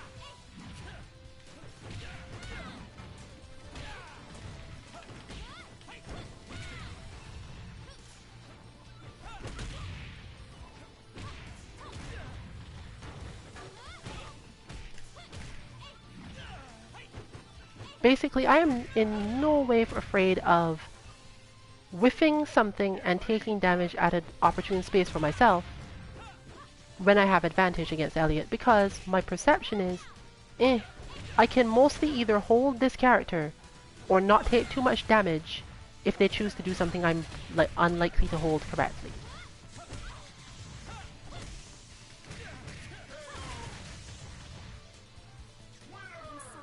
A lot of this game is about understanding that aspect of minimizing your damage rather than trying to avoid getting hit. Take the option where if your opponent keeps on doing the right thing, quote unquote, to beat it, you will take the least amount of damage. Because if you can get them into that habit, you almost always have an option to beat that thing, and sometimes you can beat it really badly. Meaning that the trade-off is in your favor from the time you even begin.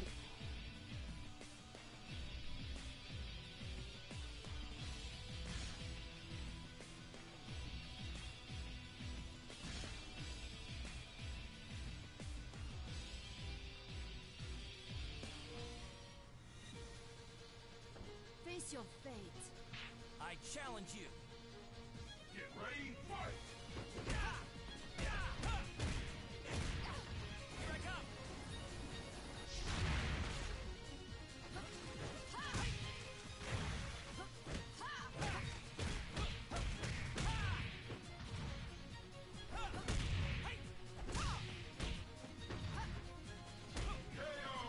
You immediately see the change when Elliot shifts from trying to zone by using that particular motion to either I'm hitting you or I'm sidestepping you.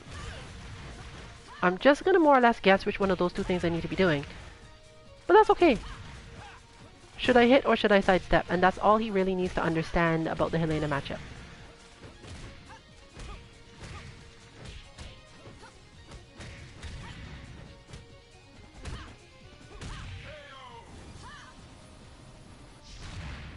Get ready, fight! Because once again, that combination of approaches is what minimizes Helena's damage, for the most part. It also creates a lot more openings for Elliot, and when he gets to take advantage of those openings, he normally does a good full combo. What would be required from here in terms of improving would simply be recognizing when the sidestep worked, One doesn't even have to spend all that much time recognizing when the hit worked, because most of the time it will be a counter hit and you'll have just about enough time to finish off whatever.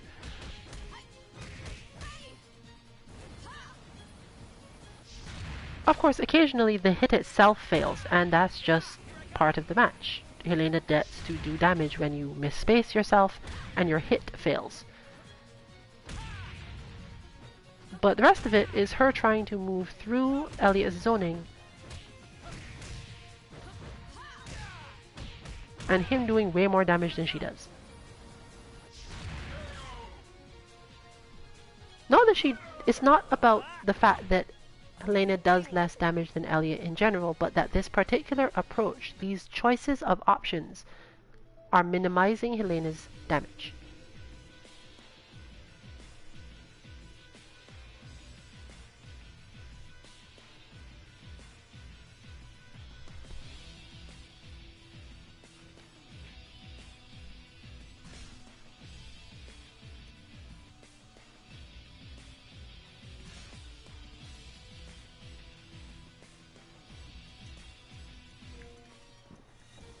Prepare. I don't have time to play games with you. Get ready, fight!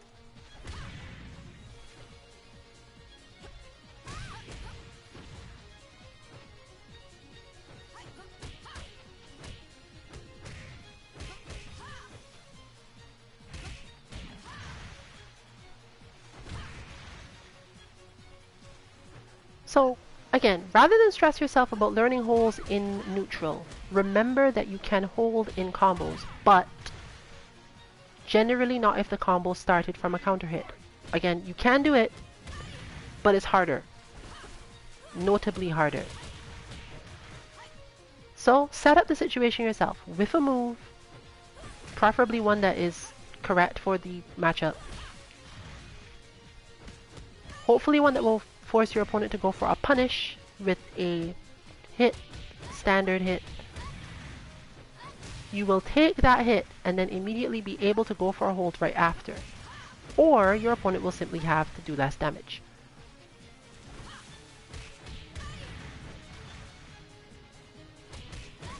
The important thing is that you do not try to hold the first thing after you are... Like, if you try to hold their punish, you will get counter hit and then be unable to hold the rest of the combo. The important thing, therefore, is to accept that you will take at least one hit before you get the chance to hold anything.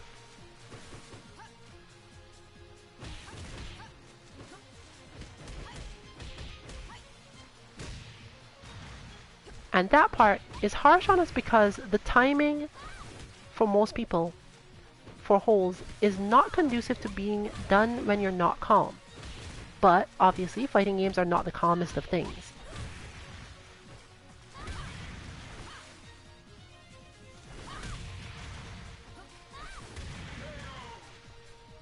Most of us mash quite a lot, and in stressful situations we just mash more. Which makes holds a really difficult part of DOA to learn, because we do that.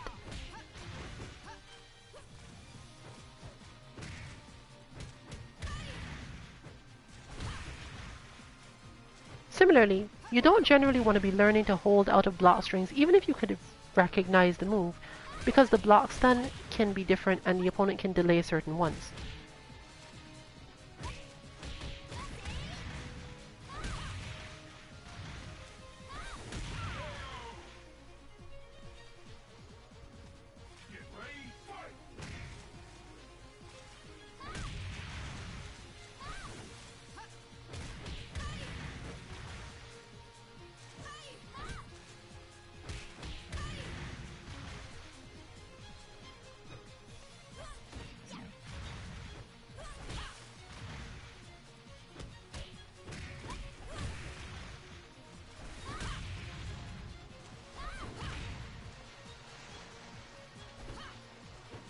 Another general thing to remember about holds is that nearly no character can go from a kick punish into punches.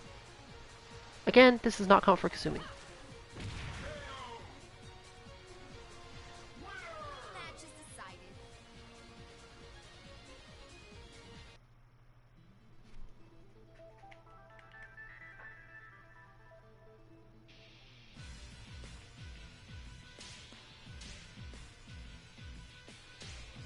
On the upside, when Kasumi does it, she tends to be relatively slow about it, so assuming you only got hit by the kick normally, you might be okay.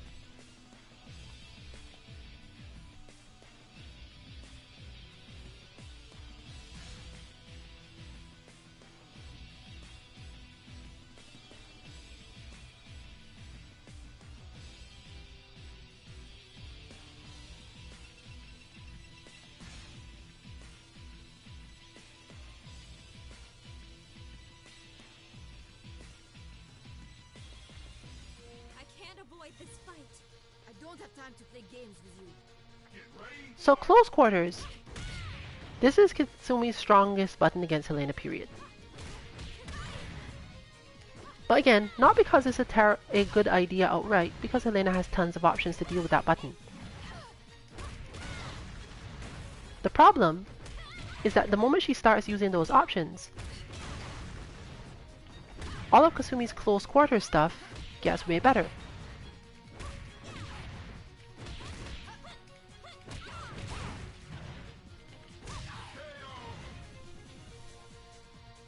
In very close quarters, Kasumi's not likely to get her standard zoning style game going on. Zoning?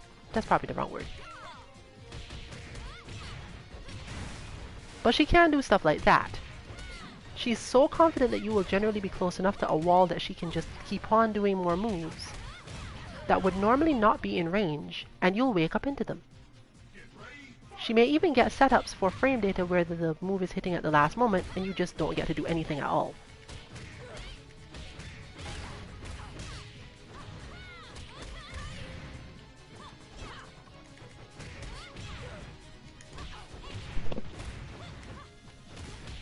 So is most of that stuff mid, or do I have to like keep track of your hailstorm of various punches and things, or how does that work? We must go. You don't What's hold my them. way out of that? You just don't hold them.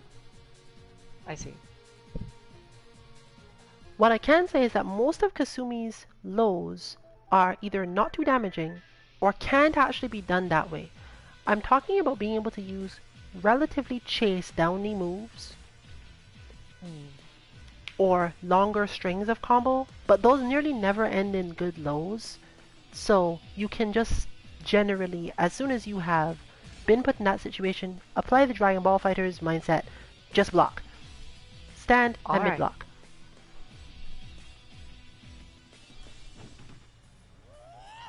I don't have time to play games with you. Get ready. Fight. Wow, he made me nervous already.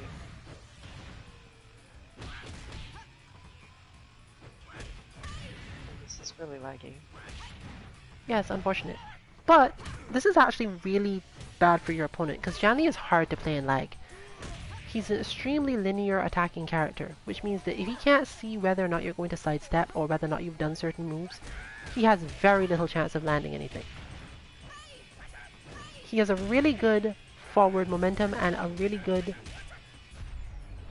you could say, throw mix-up game.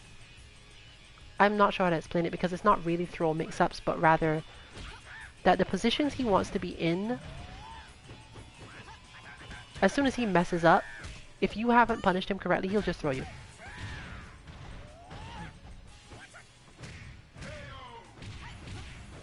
But yes, it does look a little too laggy to manage. Get ready. Fight. Oh, no. I'm not absolutely sure that that's for that reason, actually. Interesting looking. But yes, it's not very difficult to win against a particularly linear character, especially with Helena. Because she has, again, those sharp kicks, those evasive movements in her normals.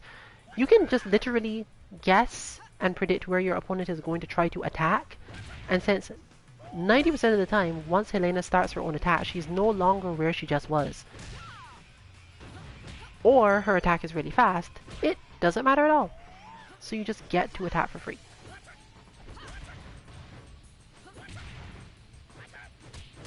You can eventually be beaten by his lows, but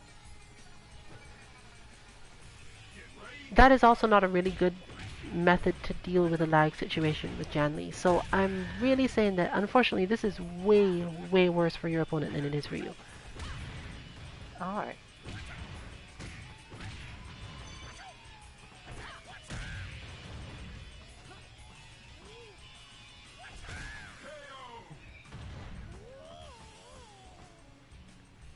I would say, however, that if you start trying to get in on them, you're going to be in a terrible situation because he's not really a character who you want to approach from the front, because you're then just running into his linear buttons the way you would end up doing with Hayate. So I see. It's partially why his bat stances and defenses are good. And he has a lot of good tracking on the second hit of his stuff, meaning that if you did choose to not... If you chose to start coming in and then decided, okay, I'm going to sidestep because you're linear, you're generally not going to manage the sidestep. This is the strength of the character as a whole. So if you're trying to get in on him, generally do it slowly. Okay.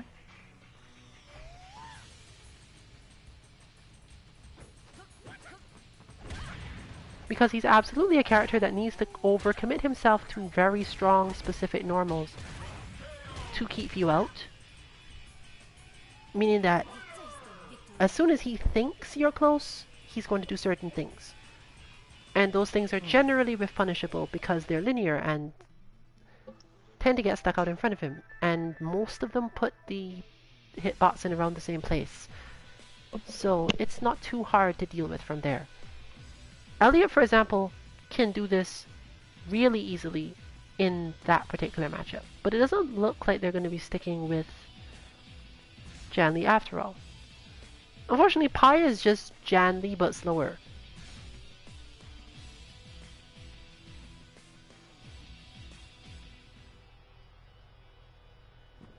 Good luck.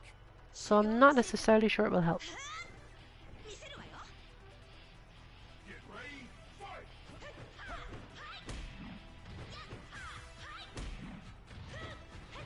She does have better lows though, which is probably important.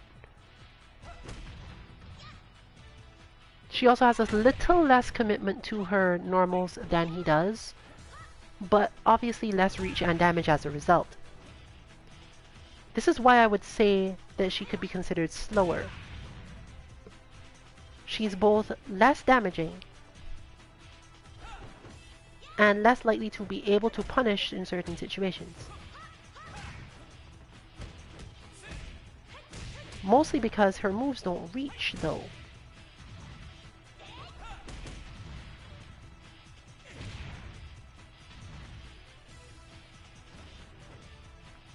But she does have good, as noted, tracking lows, and specifically has the same, when I have done X, the second move of this tracks well.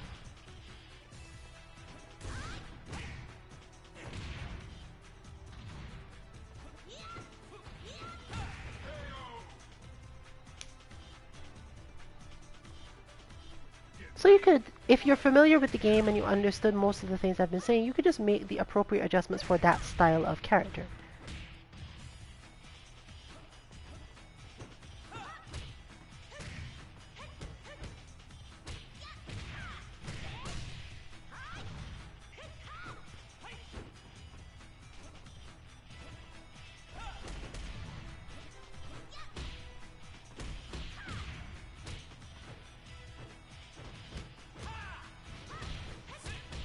But, as noted, they both have really good, strong defense, and hers is slightly better because if you do decide you're going all the way in and trying to open her up, you may not be able to escape without taking a big combo, whereas with Janli, you probably are just going to get knocked back out really hard. She at least has a few options for keeping you close and beating you up. One weakness of this type of character, though, is that they are super bad at getting enough stun, stagger, or other things to take control of the center of the screen.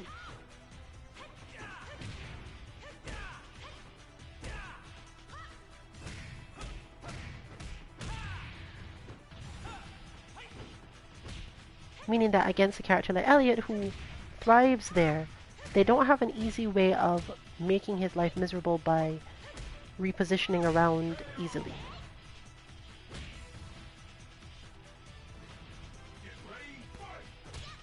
Quote unquote, fortunately, in this lag it's more difficult to do certain things. In fact, that might be a decent reason to have switched.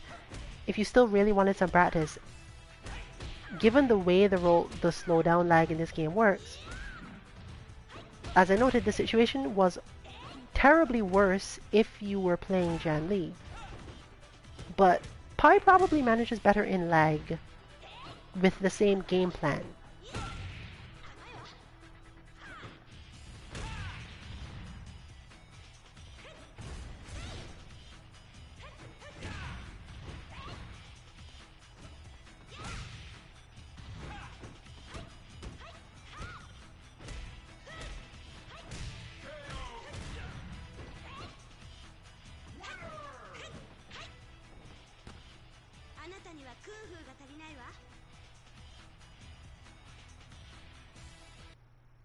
I like this character, but I can't play her.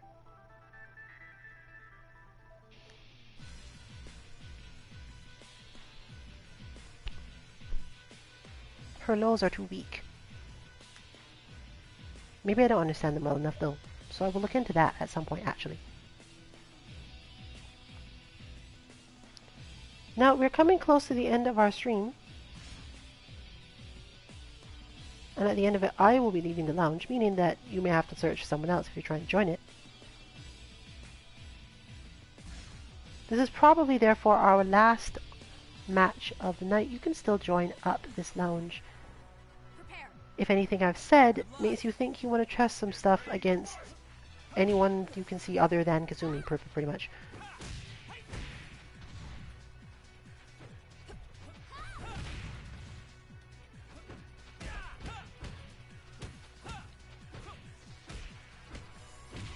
But yes, we're back to the question of how to learn complex holds as your first action in the game. The first thing you use to learn holds in this game. When you have whiffed a move that puts you close to your opponent and they have managed to try a counterattack with a punch, mid-hold. That's basically it. The first hit is not the hit you can hold. You do not just realize your move whiffed and start mashing hold, which is the hard part. You're waiting until they hit you and then holding. You can also try to block, of course, because if you do block and they try to continue their combo, most people have mashed out half their combo before anything else happens anyway. And if they whiff, they can't be sure about things like throws and so on. Well, if you whiffed. So, at that point, you can probably try for the hold out of the block stun if you're familiar with it.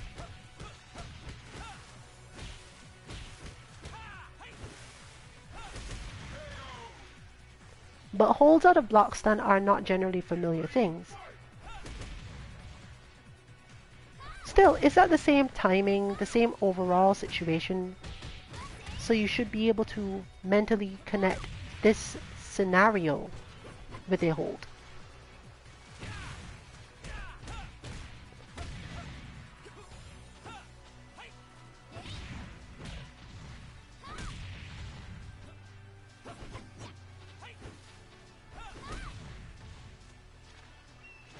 And it has the added bonus that if you never end up in that situation, chances are you were winning.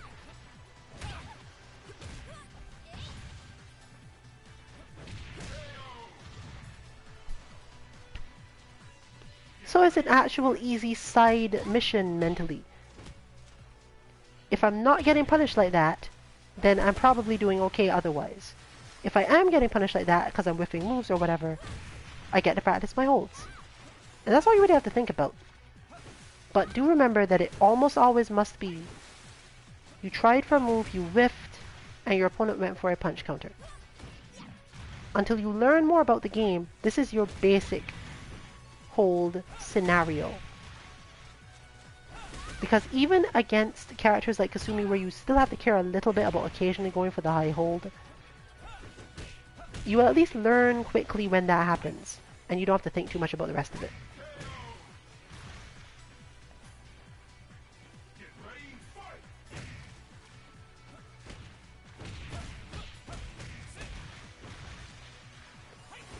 Now, once again, note that most opponents will realize they're getting held too much and go for something else. But the something else will almost always do less damage than the big combo you were going to take for getting hit off the whip. When you're confident that your hold timing is good, you can also check whether or not certain holds are what you think they are, which is really helpful.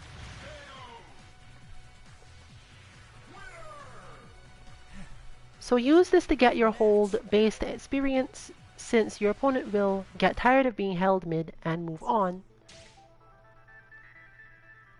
And once they've done that, you get to try other holds and other options.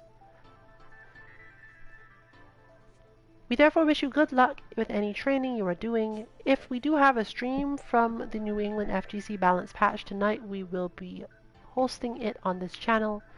Join us next Monday for Mishmashing Lounge in Street Fighter V, and on Tuesday for Guilty Gear, the Tuesday train.